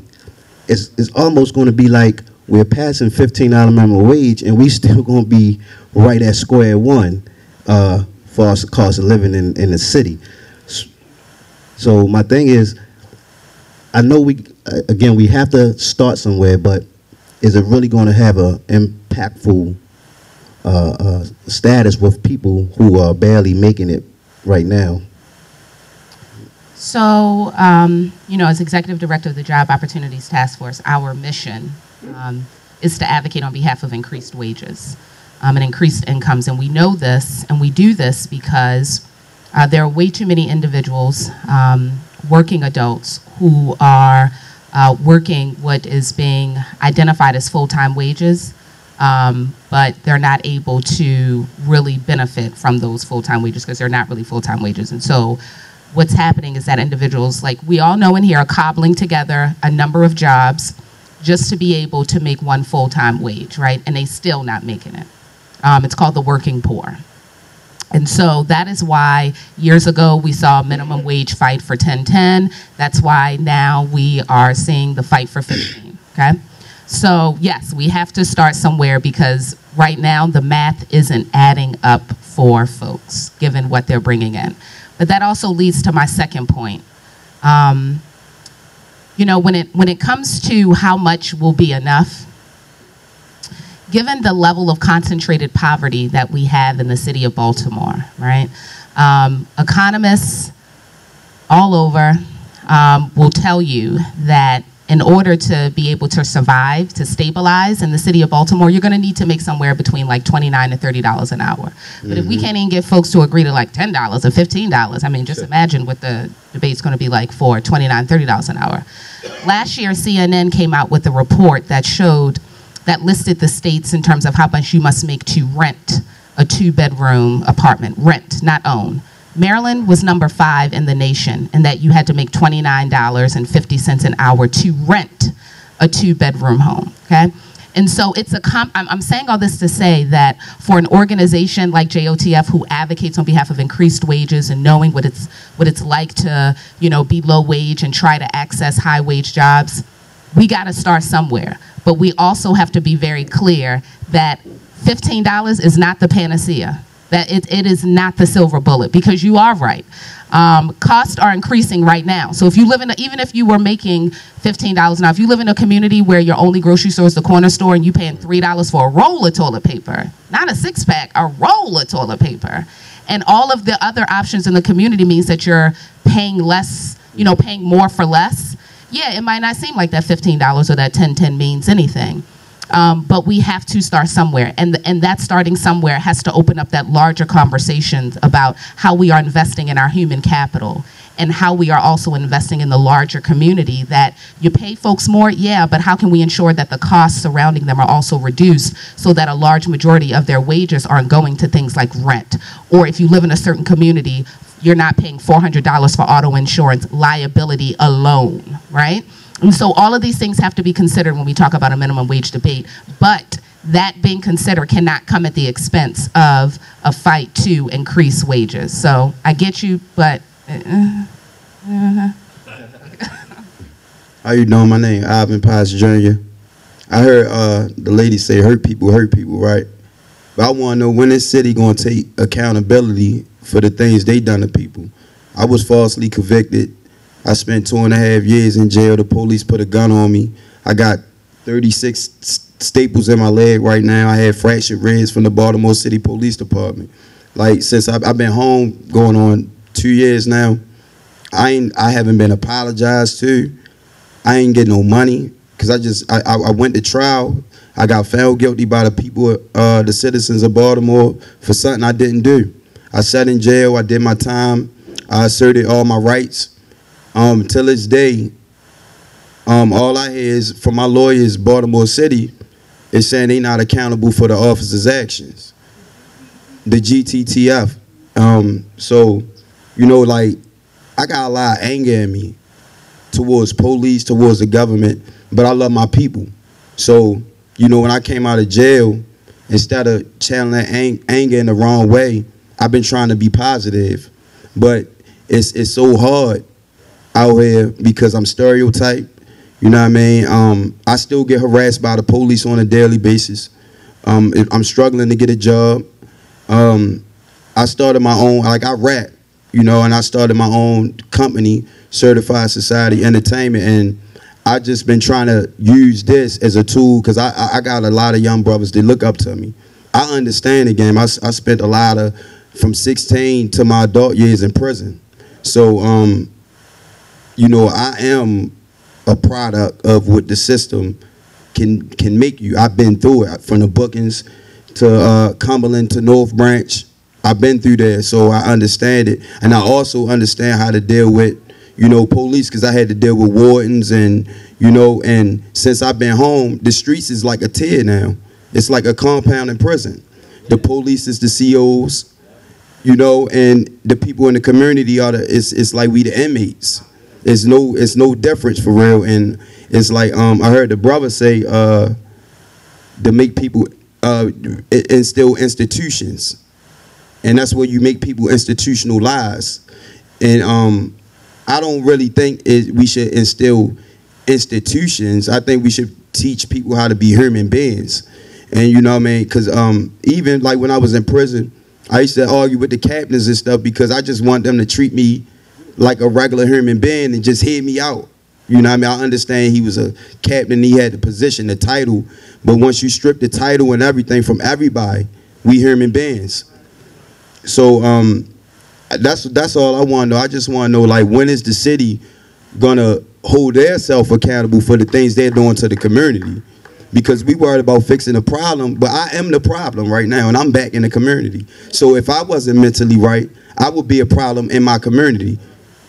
You know what I mean? But luckily I'm okay. I believe in God. I'm a firm believer in God, and I know I'll pull my way through this situation, but it's like a slap in my face as a Baltimore citizen just to hear the Baltimore government say that we're not responsible for the actions of those officers. After these officers admitted their guilt, they're in prison, they doing their time, you know what I mean? And like I said, it's not about money to me, because at the end of the day, you know, the money that I get will go to my community. It will be to benefit my community. You know what I mean? I just want to know, when will Baltimore City government take accountability? So let me say this, and I can't speak for the rest of the people, but I'm going to do it. I'm going to apologize for everyone else, brother. So you shouldn't have to went through what you went through. And I'll get the details off camera so that we can follow up, and I can do anything to help you get employment, whatever. So on behalf of all the city government, all the elected officials, whether they like it or not, I'm going to apologize and say, I'm sorry that you went through that. And just know that there are some of us who have been, and I think that Sergeant Boatwright will tell you, is that I've been fighting members of GGTF and all that stuff longer than people even knew what it was. So just know that some people have been pushing to deal with those people for a long time. And it's a very complicated situation when you talk about the city's responsibility.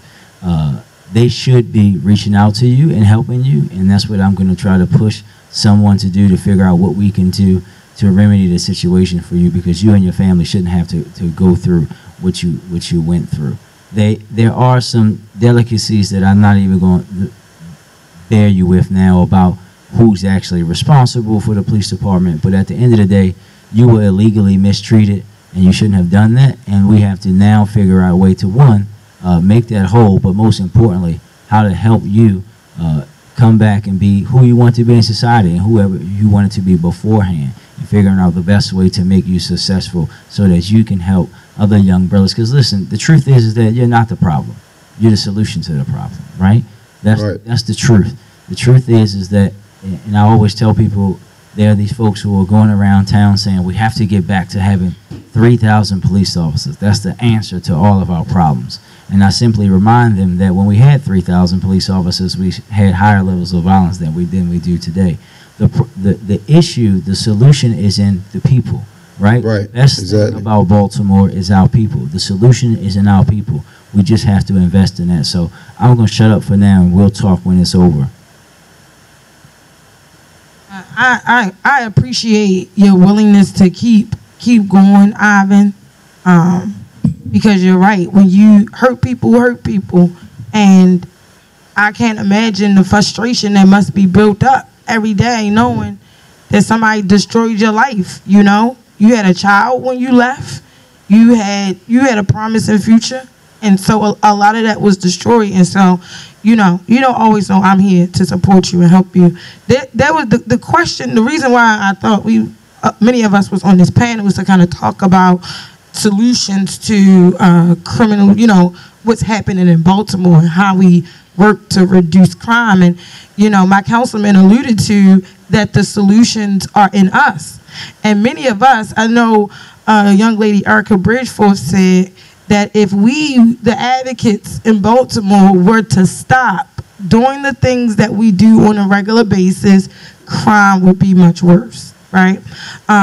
And anytime I am asked questions about what we do to, restore trust in our police department, whatever, I always speak through the voices of my members and the voices of people in community that's impacted by. And so some of the things that they said, which is what we hear all the time, we need rec centers. The children need a safe haven that they can go to communicate with one another, to resolve their issues, to box. I mean, we do have Omar boxing, but what if we had those all around, the city? They talked about, which would be very controversial, but they said the same individuals that law enforcement lock up to be like the big time gang members, those are actually the ones that the young boys out here respect. And they said, if you bring them back, you might likely get some reduction in crime, because the individuals in our communities respect the people who have gone through the things that they've gone through. They're not going to listen to somebody from, nothing towards Baltimore County, but, in other communities, but, Yeah, but they listen to people who are from their neighborhoods, who went through what they went through. They are the individuals who are going to deter them from making some bad choices. Ivan Potts is the individual who's going to stop that little boy that's 12 years old because he trying to figure out how he gonna get some food, and he go past Ivan, and Ivan like, yo, what's wrong? What you dealing with? Why you looking like that? And he tell Ivan what he get ready to do, and Ivan is the one who come up with the solution, or give him the money to get something to eat, or give him a different direction. Those are the individuals who will begin to reduce crime. Not more guns in schools, you know, like Brenda said, not law enforcement. It is us that will solve our problems in Baltimore. They also talked about more entrepreneur programs. Our young people in our communities, they hustlers, they go-getters, they like to turn a dollar. They want to learn how to be entrepreneurs. They want to own their own businesses one day. They said bringing drama back in the classroom. When I was in middle school, I had drama class. Drama class gave me an opportunity to release my emotions and to learn. You know, like I'm always like on level 10, and drama gave me the ability to, like, you know, push out that 10. More arts in schools. They believe in communities that all kids should know how to swim. It should be, you know, available to all children, that, you know, swimming activities. So these are some of the things that the community told me that will reduce violence, and just wanted to articulate that to y'all. Is it my turn? Actually, let me go ahead and answer. One of the first things, you still have the conviction. So the first thing you need to do, you need to find a lawyer to file what's called a writ of error nobis. And that's the first thing. So once you file the writ of error nobis, that's how we can begin to go ahead and erase that conviction. And one of the ways you do it is because there's new evidence that you didn't have before for a legal reason. A lot of people say we can't do this because we don't know the legal vehicle. The legal vehicle's already there. So when we I'll be more than happy to talk to you because I've done it for a lot of times. The other thing we need to do, the city, the police department, the state's attorney, they all knew. I can tell you that they all knew because I was a defense attorney beating them on a consistent basis with these dirty cops. I sat Wayne Jenkins down the first time, and in 2015, he miraculously came back with a worse than ever. So they all knew, and they all owe you and the entire city a big apology. The other thing that needs to happen is, I understand why Andre Davis, the city solicitor, said, hey, we're not going to go ahead and agree to this, because it would be a huge multi-million-dollar settlement. I get it. I see. I understand. However, I do think that the city needs to really sit down and figure out, well, what can we do to put together a financial package to these individuals that have been put aside and been placed in jail and had their opportunity, you know, hurt. Whether we work to make sure we pay their legal fees to expunge the records, we make sure they have job training. Those are just some of the things that I really do feel that we need to do. Well, and the state as well. You know, I just feel that we need to figure out what we need to do, because this isn't just, they were not just a small cancer, they were a huge cancer that was allowed to happen by a lot of people who knew for many, many, many years. The legal remedy for you is there. I'd be more than happy to talk to you about it. I've spoken to a lot of people. They're going to say, oh, we got this statute of limitations. You do have the statute of limitations, and they've expired. No. Well, hear me out. However, there's some other things that you can do, called Monell lawsuits and things like that, and getting everybody together, filing a federal Monell lawsuit to put people on notice. So there are ways to get around the statute of limitations, but I'm telling him that people are telling you that there's a statute of limitations. I actually filed my own federal lawsuit against them before they was even found guilty or even discovered. The people even knew they was doing this. The day that I got locked up and they transferred me to DOC, I filed my own federal 1983 lawsuit. Yep. What happened with that? I just got my lawyer to advise me. Yep. Okay, because now you can add the consent decree, the DOJ report in there to talk about the historical understanding what happened for the Monell suit. You can also now put their own convictions in, because their convictions now make them in a way that they can't even really testify. So your case has gotten a lot stronger. All right. Now you can go ahead. All right, mine is for the lady with the Open Society. I'm applying for your grant, the thing this year for And what I'm applying for is everything that y'all talking about. I've known Nicole since she was working for GOP Carter, and I met Karen when she was working down there. And my thing is about the war on drugs. And what makes my case so significantly different than anybody else in this room is 1986, I turned in guns and drugs to the police at the police station to end the war on drugs. I was a drug dealer and I wanted to quit. I turned in my client list, but my client list wasn't JoJo. It was it wasn't Ivan Bates, it was lawyers and politicians. See, I'm from Chicago and I want no misunderstandings about what I'm saying. Now I talked to Ivan Bates about this case before, and he talked about statute of limitations. The only difference is, and I just got not a ruling, but I got something from the insurance commission. Because see, I was a business owner, and I was insured. And by me being insured, it was fraud in the court.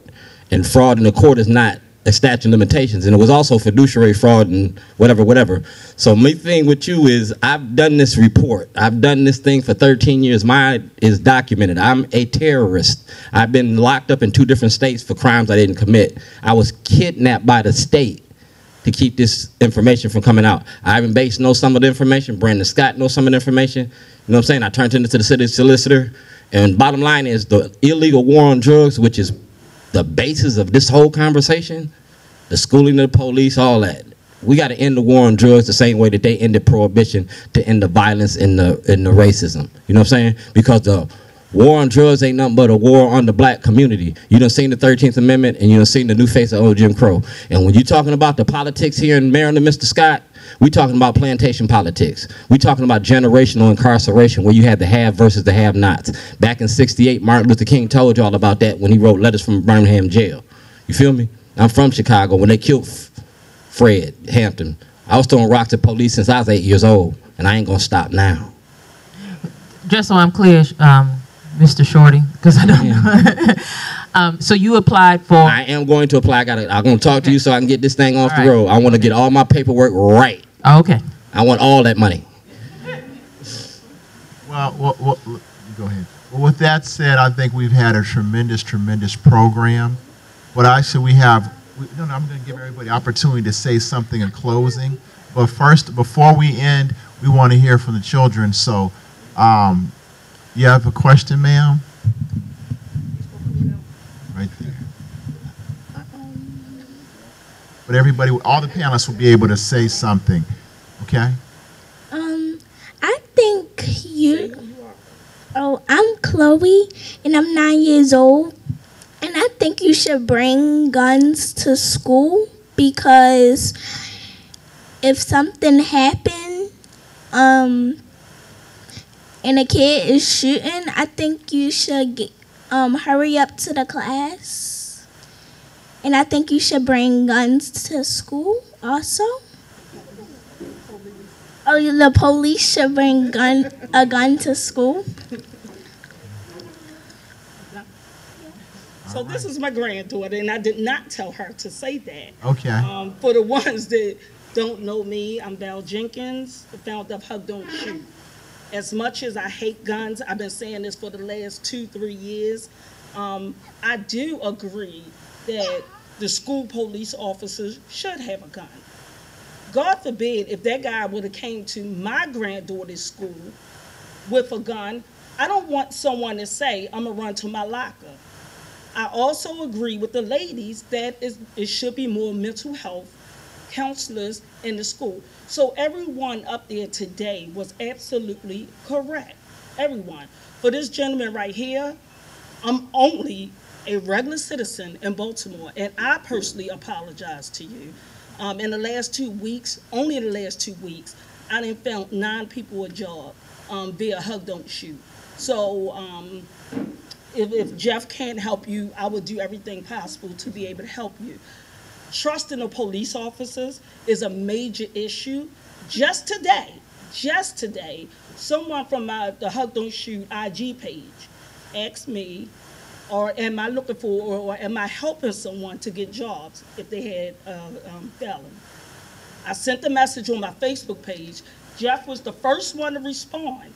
When I told this lady, give me your information, don't be alarmed, but a city police will help you. She says, no thank you, we don't need the help. So that comes with either they're still out there or they don't have trust in a police officer. But either way, we need to come together. I suggested for the last couple of weeks, allow even myself and other organizations to come together to do more activities with the police department to be able to get trust in the city. It's a major issue with the citizens not being able to trust the police officers. I'm not that citizen, because the police officers been everything to Hug Don't Shoot. So even the council people been everything to this organization. But I do have people who come to me that do not trust the police officers, and they have every right, because you have this gentleman right here, and he's the #1 reason not to trust a police officer. You have Shorty, who's the #1 reason not to trust a police officer. But we can't put everyone in that same circle.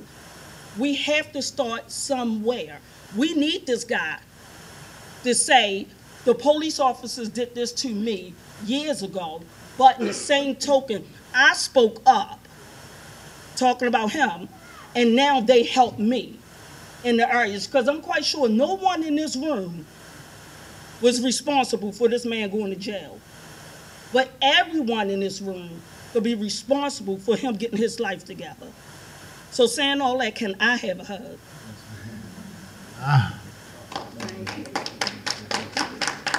With that, I'm going to go ahead and give all the... I've been waiting for this opportunity to just...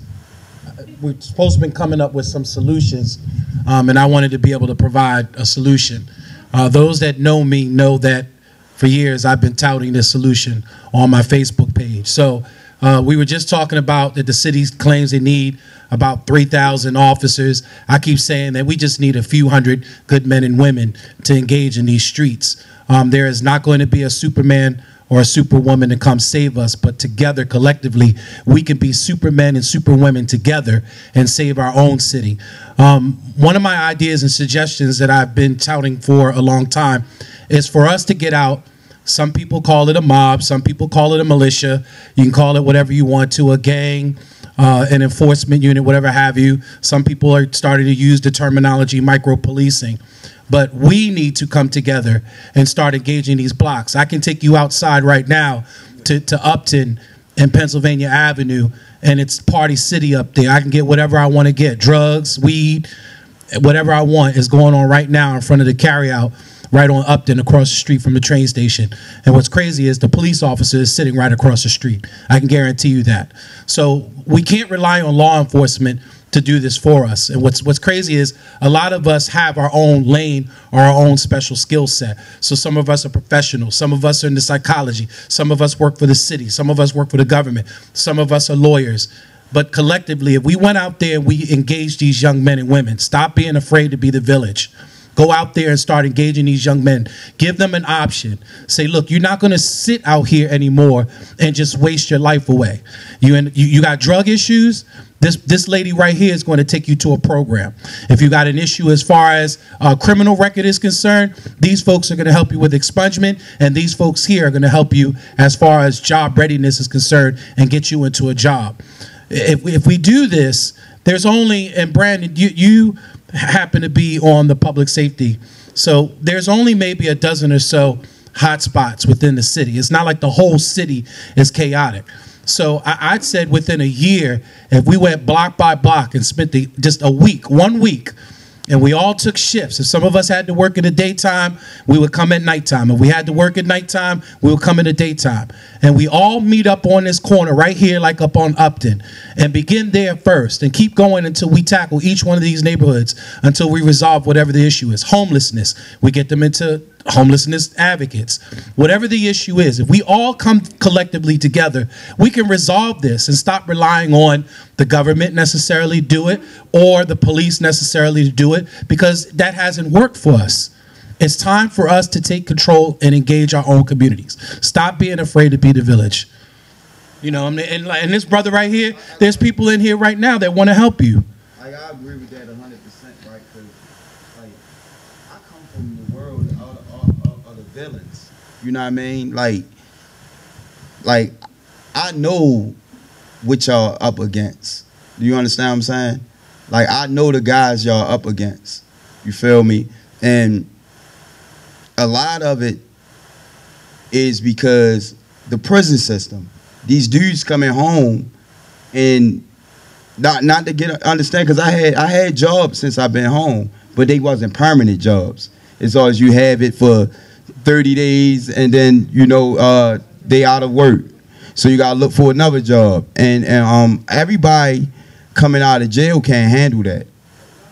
You know what I mean? Because you got to remember, once they tell you this job is being discontinued and you got to go back to that temp agency, you got to think about the 30 days ticking of my rent. You know what I mean? And now you don't have too much family to turn to because they look at you as a jailbird. So now it's like, who else do I turn to? You know what I mean? You don't really want to holler at the professional people because you stereotype by these people. So a lot of these guys don't have no other way to turn to but the streets. Well, that's all they think they have. You know what I mean? And as far as the violence go, the violence is coming because of the drugs. You got these little kids out here on dope right now. You got kids sniffing dope, 14, 15-year-olds sniffing fentanyl. I'm talking about, like, I'm 33. I grew up in an era where smoking weed and drinking was cool. They era now is pills, ecstasy, Molly, all this stuff, and all that takes effect on the way you think. Yep. Well, I definitely hear you, and you're 100% right. We just about to have some technical difficulties with the battery on the camera, so I want everybody to just really quickly just sign off, and we can talk a little bit more. All right, my brother. So for one, we have got to stop ignoring our girls when it comes to this criminal justice violence in Baltimore. You may think that, oh, we got to deal with the boys because the boys are doing all this, but our girls and women are at the center of this violence. They are the ones who these boys run to the house. They are the mothers and the sisters. These are the girls who are possibly being abused.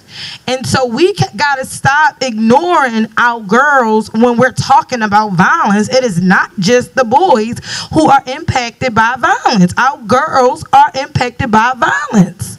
And lastly, we have to think about, when we're talking about violence reduction, what JOTF and Alpha Justice was able to do, and it was very successful during the first ceasefire effort, we were able to reduce the stress. They asked us to be a part of this anti-violent movement. We were like, we're not an anti-violent group. But we went back to the membership and said, well, what could we do to participate in this? Why are people violent in the first place? People don't just wake up violent. They're stressed. And that stress builds the anger. That anger, you're mad. That mad turns to violence. So let's begin to reduce the stress. Why are people stressed out in our neighborhoods? They don't have jobs. They can't get affordable housing. All of these things that we were able to do. Look up the Out for Justice and JOTF all-night community resource fair, where we went in community when violence was supposed to be happening the most. In some of the most dangerous places in this city, we went all night long and reduced the stress. So let's begin to reduce the stress, and I promise you will see violence reduced. Thank you. And I'll be very, very brief. What we have to do first, be quiet, shorty. What we have to do first is we have to understand something, that we've been doing it the wrong way. Violence is a disease, is a public health issue, and should be attacked as such. We can no longer expect, and listen, we need police officers in Baltimore City, but 2,800 or 3,000 people can't physically keep 620,000 people safe, right? We were always insane in thinking that was a reality. The reality is we need to make sure that we have an efficient constitutional police department that is handling their job and doing the job that they need, which is to make sure that they are responding to calls, preventing violence, and approaching those who are committing violence. Not the stuff that we had before. But we can no longer expect them to be the solvers of all our problems. What that means is we can't just be people 30, 40, 50, 60 years old, and every time we see some young kids outside that we call a 911 and say, oh, the kids outside, I don't want to deal with them anymore. The police have to deal with them. We have to take that away. But also, we have to invest and rethink how Baltimore's government can operate. Why doesn't Baltimore's government why don't we spend more of our money dealing with children and family strengthening programs, investing in people who are returning home from prison, helping to advocate so that the prison system in Maryland is actually rehabilitating people instead of just sending people back home to send them back in on a shift of going in and out, in and out, in and out. We have to make sure that we are investing in these neighborhoods. Let's be honest. We're living in the city of Baltimore, the birthplace of housing segregation by law. In order to undo those things, we have to invest in those people in those communities that were the most impacted, and we have not been doing that in a way, and that's what we have to do if we're truly going to get into the root of dealing with violent crime.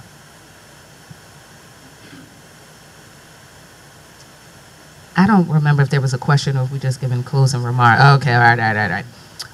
So, you know, my closing remarks are going to center on the fact that the reason why you have an organization like the Job Opportunities Task Force that's even a part of these conversations is because for so long we have allowed almost everything to be criminalized. And as a result, in the city of Baltimore and in the state of Maryland, we now have a significant number of individuals who have interacted with the criminal justice system. And I'm not saying a felony conviction, a misdemeanor conviction, I'm saying an interaction with the criminal justice system, because that interaction with the criminal justice system has resulted, quite honestly, in their lack of economic opportunities. And so for so long, we talk about criminal justice and public safety in a silo. Now it's become a workforce issue. It's become a housing issue because we have things like a criminal record that's readily available on case search that other states don't have. And so when we talk about how to change our public safety dynamics, and when we talk about folks needing jobs, we also need to understand that right now we need to really redefine criminality, really redefine how we're criminalizing our communities, and then figure out the best responses to that. Because what I'm dealing with right now at the Job Opportunities Task Force is that in the city of Baltimore, there's a significant number of the working population that's effectively unemployable as a result of their criminal record, okay? That is real. That is real. And if we continue with these same policies, I know folks may not agree with, you know, our state's attorney's efforts to, you know, to no longer prosecute marijuana arrests. But at the end of the day, folks are getting denied job opportunities because of a marijuana arrest. And so we have to address what's actually a crime and deserves a criminal response, and what actually should be deserving of another response that won't stunt someone's growth, their economic growth moving forward. And so for JOTF, if we want to talk about public safety challenges, the response or the solution has always been the same for the organization, and it's that we've got to start figuring out how to provide better economic opportunities for folks. Because like I said in the beginning, it's not just about getting a job, because Ivan said, whether it's just a temp or whatever, not only is that job that you have not long-term in terms of, you know, the longevity of the employer wanting to keep it, but individuals who have interacted with the criminal justice system are also dealing with criminal justice debt. So whatever paycheck that you're getting, it may be garnished as a result of child support. You may have some MVA funds. Like all of these criminal justice debts that's going to take your money. It's going to require many individuals to start to look at supplemental options as well. And so I guess my message is we need to redefine criminality, because now it's become a workforce challenge and a big one. The biggest thing I want to take away from here, or want to be heard, is the changing the dynamic between the community and the police department, the relationship on both sides. I am passionate about that in Southwest, and this is something that I do have 2 male sons, and I understand that what they're going to grow up to see, and we do have those conversations even young. I understand what you went through, and I understand that my boys can go through that any day, any time. However, how I look at it is that I try to change the dynamic of putting the police officers in my son's life positively as much as possible. And this is where my Southwest Leadership Roundtable come into play. We do go to the police department. We do have, for Halloween, we had a Safe Haven event where we had the kids and their families come to the police department to get candy, to get pizza, and they sat with the police department. They did do pumpkin painting. So you see police officers are a different image. You see that the first time you see them as a black male, that you're not just seeing them when you're being arrested, or they're coming to get daddy, or they come whatever the issue is, that you see them in a different light. So I think that that is the one thing that I believe that we have to change that image within itself of how not only the police department sees our black male, but our male to the black, our male to these police officers. Considering the fact that most of our police department they're not from Baltimore. So if you're not from Baltimore, you don't know how to deal with Baltimore. And so that's the thing where instead of waiting for the police department to come to them, I bring them to the police department. We do go in there. So that is something that I believe I'm passionate about. You know, we do have turkey giveaways. We have all these things. I have them at the police district because I feel that we need to go in, you need to see, and we need to know who's in your district, who's there, and what can we do to make a difference. So that is my passion, and that's what I think we need to start with. First, I want to say thank you to Hassan and to Ivan and for Mark for the invitation and for putting on this event. I'm, can get very depressed when you start thinking about all of the issues in Baltimore City, but it is events like this and it is people who are here like you all that give me hope and that know that there are a lot of people working on this issue from different angles, and as long as we keep working, we're actually going to make some progress. The overarching goal of the Criminal and Juvenile Justice Program at Open Society Institute Baltimore is to reduce mass incarceration in Baltimore City. And to do that, we do look at the root causes and just sort of synthesizing what others have said, particularly Councilman Scott and Councilman Cohen and Karen, and just about everybody actually has spoke to it in some form. Baltimore City is the home of redlining. And there are people in here who are educated and informed enough to probably know this, but for those who may not know, if you take a map of Baltimore City in the early 1900s, where it was state-sponsored segregation about where black folk could live and where they could not live in the city, and then you take a map of 2019 and you map out where the crime and the violence is happening, where the vacant houses are, you overlay that map with that map from the early 1900s, it's the same map. It's the same map. So when we talk about how do we improve public safety in Baltimore City, we do have to recognize that there was a time when poor folk and folk of color were marginalized in this city, and when marginalization didn't work, they criminalized it. So we do have an over-criminalization problem of poverty and of race in the city of Baltimore that has manifested itself in structural racism. And the only way we're going to begin to get at true safety in Baltimore for everyone, safety that works for everyone, is that we have to reverse our response to poverty and we have to reverse our response to race issues. The criminal justice system has a role, but does not have the primary role. And we have to resource, once again, we have conceded, we have abdicated too much authority to police, courts, and corrections. And I know enough officers to know that they're saying, I don't want to arrest the kid that's bouncing this ball in the middle of the street and hitting the neighbor's car. That's not why I became a police officer. I became a police officer to keep folks safe, not to deal with your nuisance. And as community members, we should be able to problem solve amongst ourselves certain things. And so police, courts, and corrections are overburdened, too many resources. We need to move those resources back into education, back into mental health, back into health, back into recs and park, back into arts and drama, because that's going to be how we begin to get at true public safety in Baltimore City and how we begin to reduce the violence. Because again, hurt people, I love that. Hurt people. You want to keep people from hurting other people? Address the hurt that they're going through. And that's how you can begin to really bring about safety in Baltimore. Thank you. To the gentleman that was affected by GTTF, on behalf of police officers in Baltimore, I want to issue an apology to you. First of all, those gentlemen, well, those animals that are locked away in cages where they should be, that were the GTTF, don't represent the men and women that I swore the oath to with. They don't represent us. They are where they're supposed to be, and Ivan said it best. A lot of people knew. And it wasn't until a brave police officer put his career on the line and said, look, y'all either going to do something about this or I'm going to be a little bit more public. So on behalf of police, that should not have happened to you. That should not have happened to you. I could have been you. I'm a product of 21217, right up the street from here. I could have been in the same position. And you know what? To answer the question that was asked of me earlier, why did I become a police officer? Or nobody told me. Because I experienced certain things growing up that I wanted to be the change that I wanted to see. So that's why I decided to get into law enforcement. It's police out here that are going through the same, you know, we're at a crossroads. Do we stay in the city and work, or do we go to the surrounding jurisdictions that want to pay us for our expertise? That is a real crossroads that's going on in a lot of police officers' minds, because people want that experience. They want us to come, you know, to these other jurisdictions, because if they say if you can police in Baltimore, you can police anywhere else.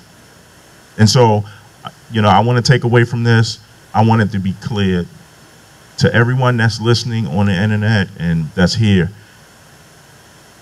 This psychopath, this guy that's locked up now, I don't want to use his name, he breached the trust of the Douglas community, the school community, and all of Baltimore by coming into a school to bring his street mentality into Douglas High School, where this person had already killed a sibling, had already cut the throat of an 8-year-old an 8-year-old family member, and he killed another relative back in November.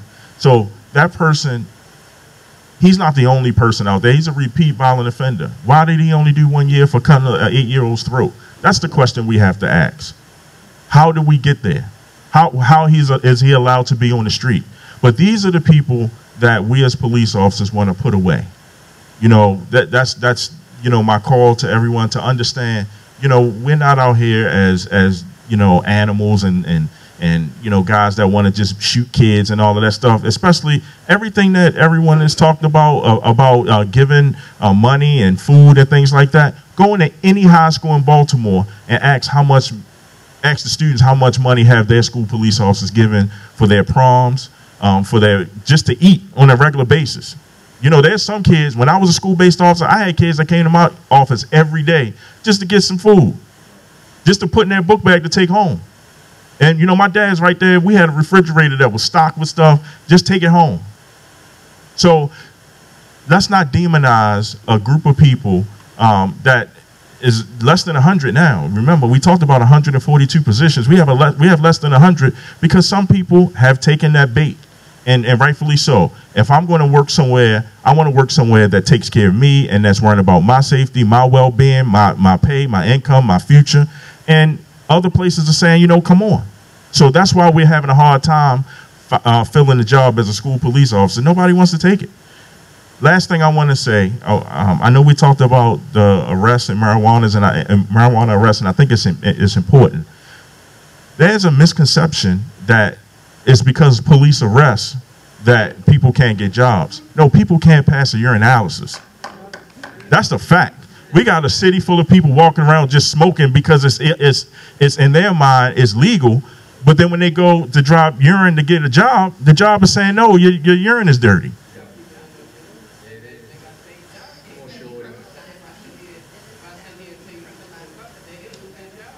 Yeah. Well, that's for the employer. That's for the employer to do the randoms. So I'll close with this. We just ask for your support, for people to support school police, that are the men and women that are going to try to, you know, do our best to continue to protect the students of Baltimore.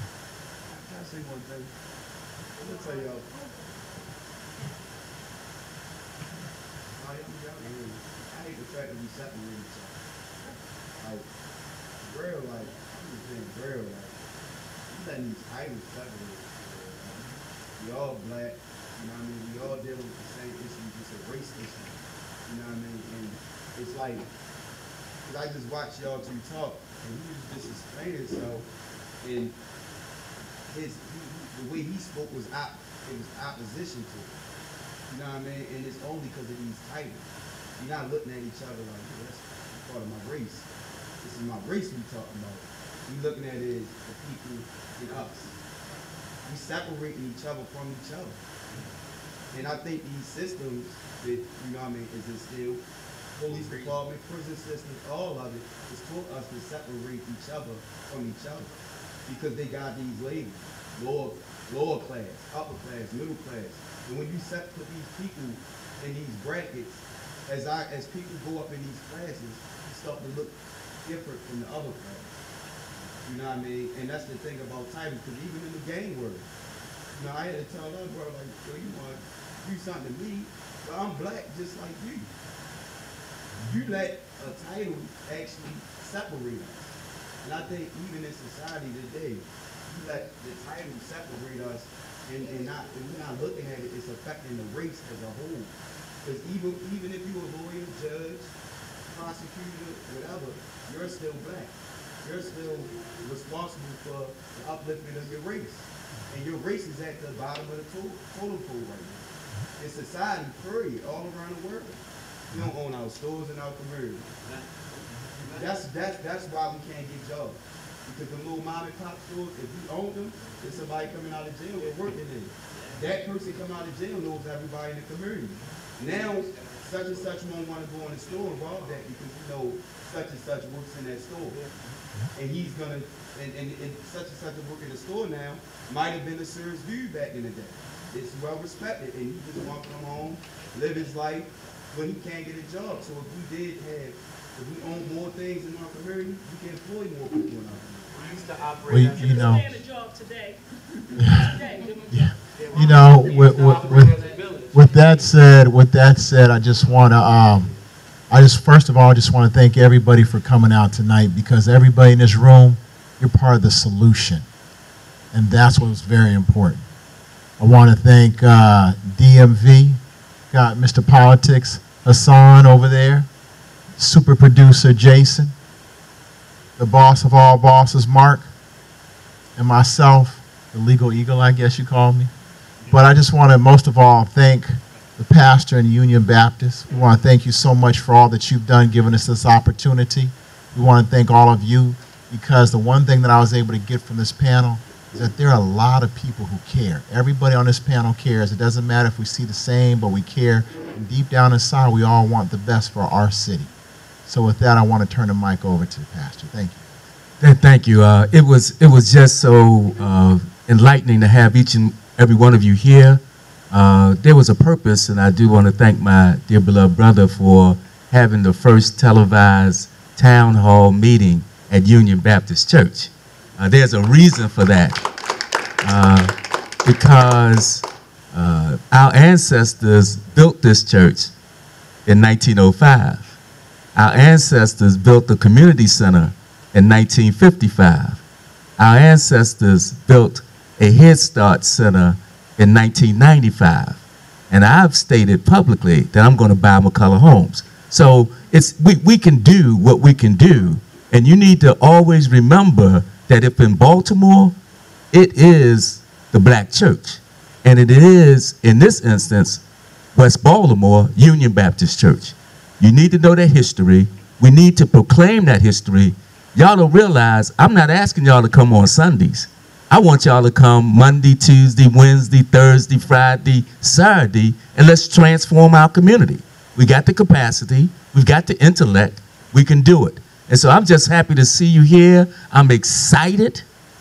Community, I mean, I wish I could tell you. I'm sitting here with a Jewish, Puritan, African-American. Don't you know our fifth pastor had the first African-American admitted to the Maryland State Bar, Edward Warren? I mean, this is powerful. You talk about desegregation. We bought on Druid Avenue. They didn't want us in 1911 to buy on McCullough Street.